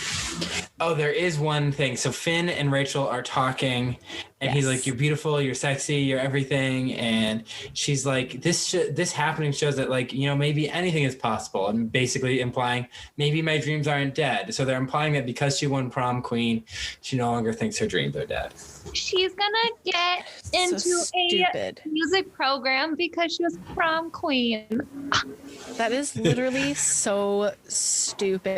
That like, I think that what Alyssa was saying earlier, that like qualifying this prom queen thing is like everyone, like every girl wants it, is not only like incorrect, but it's also stupid because it doesn't mean anything.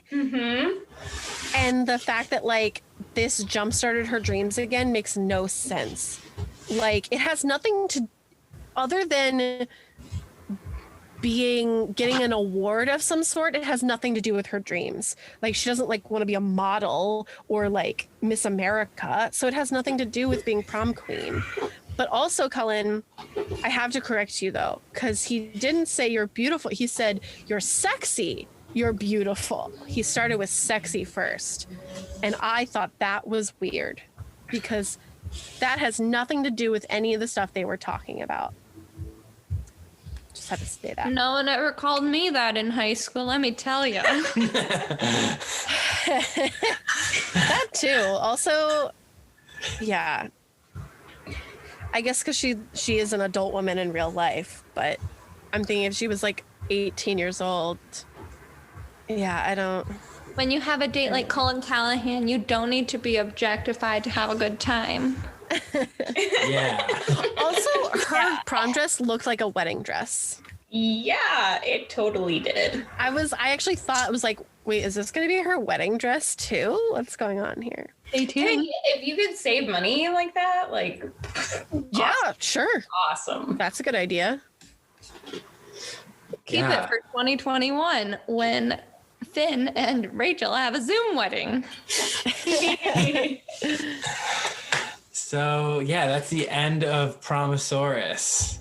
Should I order my pizza now? Would this be a good time? Sure. Sure. Because then it will be here by the time we're done recording, right? Probably, or not soon thereafter. This is my second and final time being ever invited back to the Gleeboot podcast, probably. Why do you say that? I struggle staying on topic. We all struggle staying on topic here. Yeah, that's our second tagline. Yeah. Part of the journey. Yeah, it's about the journey. It's how we get there.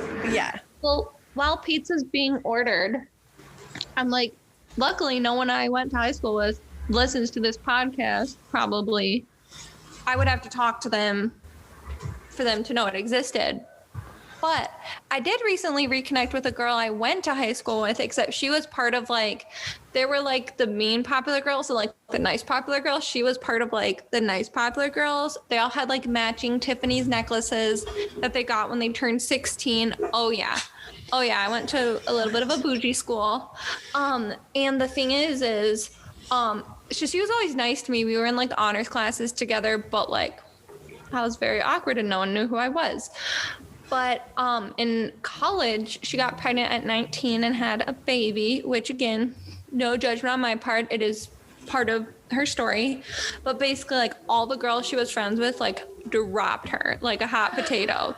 They're all like, oh yeah, they're all like lawyers and nurses, and like they were all super tight and they completely dropped her after that. And her and I were like not close friends, but now her and I have started like reconnecting because I'm at home and bored and she's at home and bored, and we can just like get along and chat. And it's funny because like they were the ones who like had the boyfriends and like the fancy prom dates, and like they were part of that kind of like upper echelon in high school. But then just talking about it at my ripe old age of 28, none of it, like literally some of the things felt like the biggest thing in the world, and none of it matters anymore. And like some of them had mommy and daddy like pay their way through college, which again, I had some assistance from my parents too. But this girl, despite having an infant who's now like 8 or 9, she paid her way through law school and got through law school as a single mother. That's insane.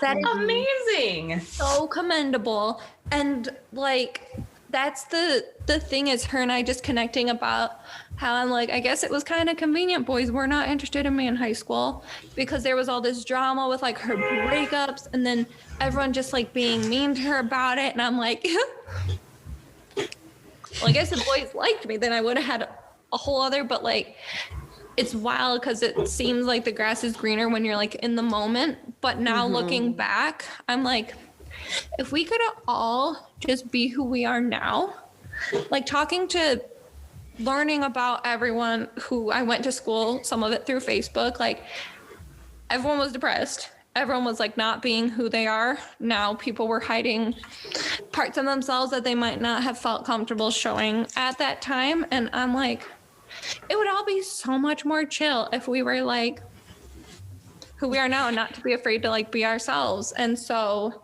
yeah, if you had the foresight to be like, none of this is gonna matter in a year. It like so does. I spread my wings in college, let me tell you. And then in college a boy found me attractive, so I was like, okay, we did it finally. Got her. But yeah, it's wild. But then at least from my high school, some people went away to college, but then like one of the girls she was friends with literally lives in my parents' neighborhood now. And I'm like, I am glad to have flown the coop, to have broadened my horizons from what I knew. And so, yeah, I'm like, I would not enjoy a life, I think, if I just stayed in one place the whole time and just kind of never left.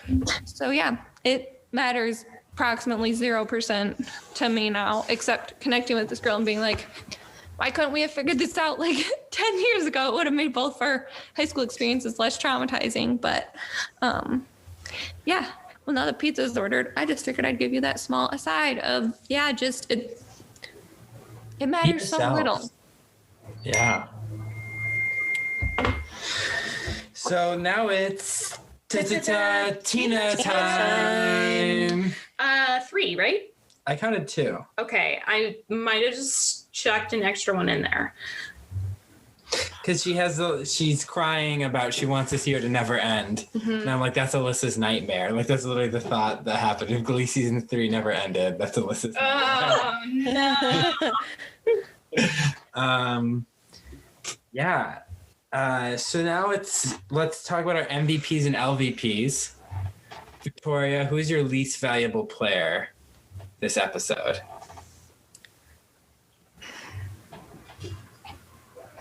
Becky. Fair. She Hannah? was just kind of mean. Yeah. Was. Yeah. I'm gonna go with Quinn because I think she. Yeah, I really think that she was being like really taking advantage of her situation for something as silly as prom queen. So, Allyssa? I'm gonna go with Finn because I think he totally overreacted with Quinn, and like he was scary, Yeah. like trying to pull her out of that chair. Like that was that was scary. that happened.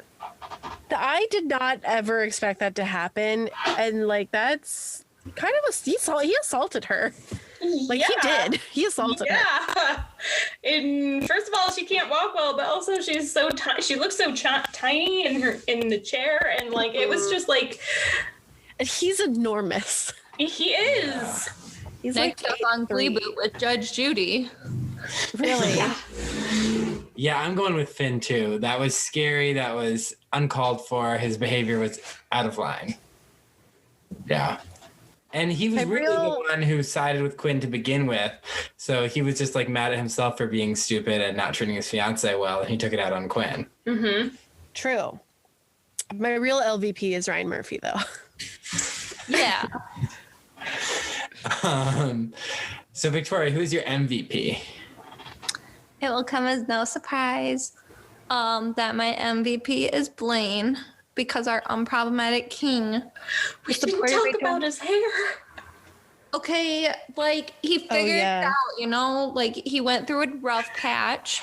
His hair was just a little more poofy than normal. I also have some baby fine hairs. But I'm just grateful for the opportunity to be on this podcast, thus allowing me to watch more of his performances. I want you all to know that my dad's hair in his wedding pictures look exactly like Blaine's hair without gel. That's so funny. Oh my god! Like my we dad, didn't talk about it in the episode, but yeah, like basically is like, I love you anyway. Just be with your hair gel. and his hair honestly doesn't even look that bad. No, it's just really super curly. Yeah. but like we love a man with curly hair. We love a man without curly hair, but like particularly mostly Blaine. My MVP is Santana for being the real person that she always says that she is, but being like relatively straight up about it and not just like straight up mean. Seems like she's growing. Yeah, Santana. Also, her dress is amazing. Yeah, she looked really good. My MVP is going to be Brittany because I feel like her heart was in the right place when she vetoed those other stupid prom themes. Like she wanted to save lives, okay? And and the dinosaur thing was really good. It turned out great. So good on her. Also, she put it together in a week. Yeah. That's literally the logic we're going with. Mm-hmm. I'm going with Mike Chang, another unproblematic king. He loves dinosaurs. He loves to dance, and he loves to support Tina. And I love all those things. Yeah. Yes. We love Mike Chang. Wait, did you say Mike Chang? Him. Yeah. Okay. We're Mike Chang stands. Yeah. Yeah, his little dancing, great. Okay, question. How many songs were in this episode? Not many. 4? 1, 2, 3, 5. 5. Okay, I was Unless close. you count the Yoko Ono snippet that played when she saw the Finn and Quinn poster. I'm gonna say no because I didn't even notice it. So our songs this week are Big Girls Don't Cry, Dinosaur, Love You Like a Love Song, What Makes You Beautiful, Take My Breath Away. So Victoria, what was your least favorite song?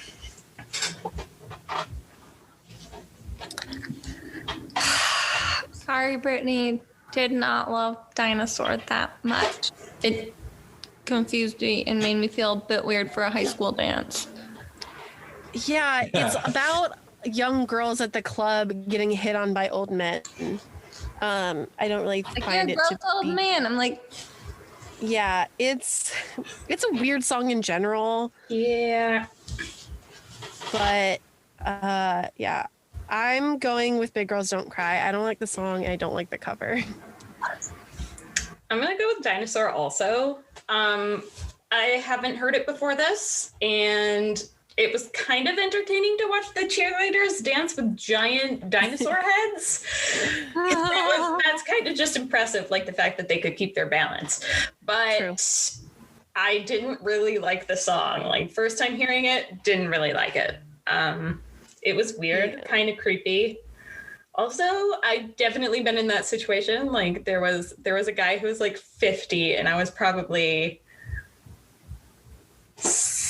18, maybe 17, and he like asked me on a date, and I was like, no. Oh my God. No.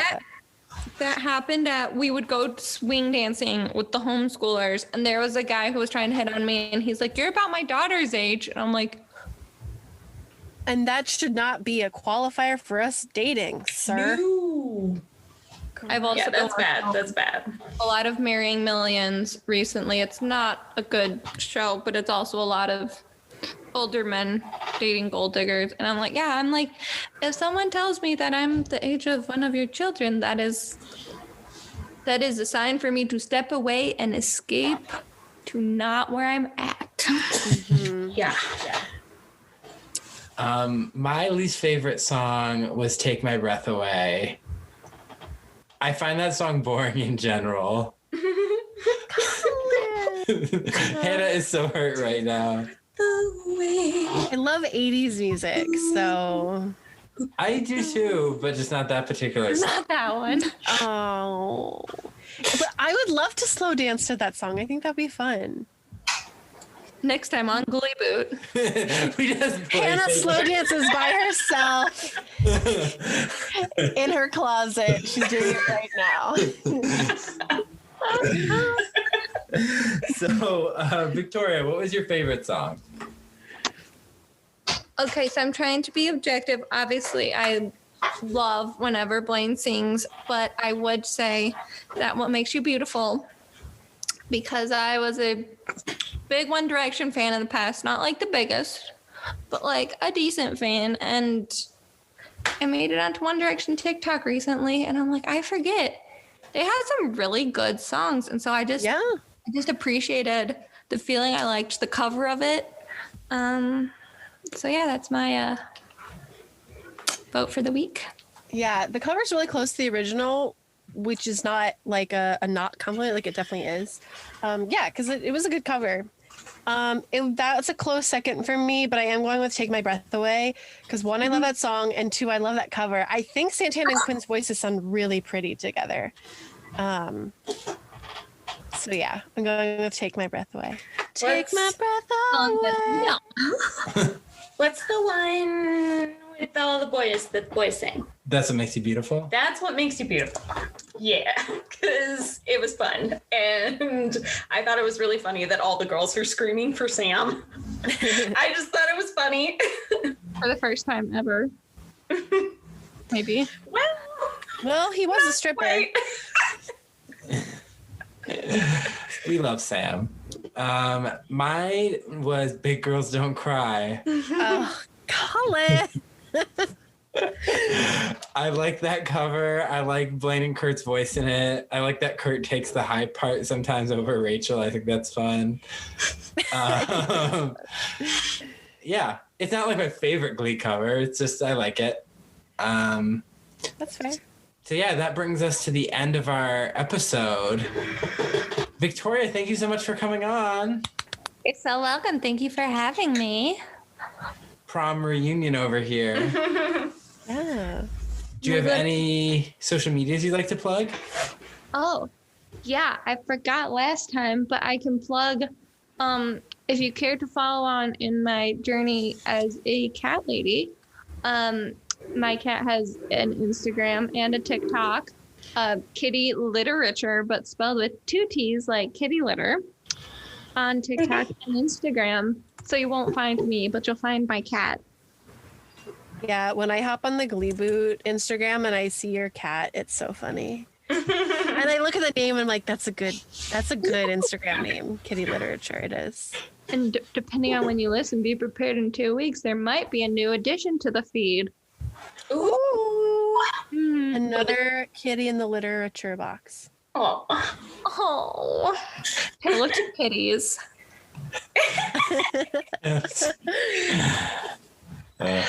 All right, so you can follow Gleeboot on Instagram, Twitter, and TikTok.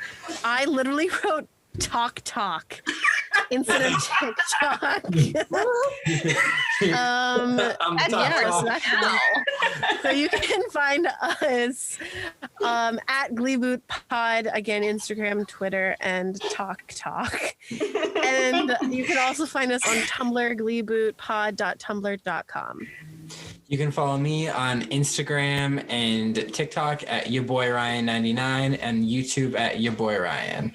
And you can follow me at a.m.swearingen, SWEARINGEN. Ooh. I'm trying to spell it fast so no one can catch it. No, it's because I really have to go to the bathroom. Oh, we're going to leave that in because that's hilarious. Yeah, let's get out of here. Thank you for checking out Prom-asaurus with us, guys. Bye. Next week is something else. Yep. See you then. Okay, I'm done. Bye. Bye. Gleeboot.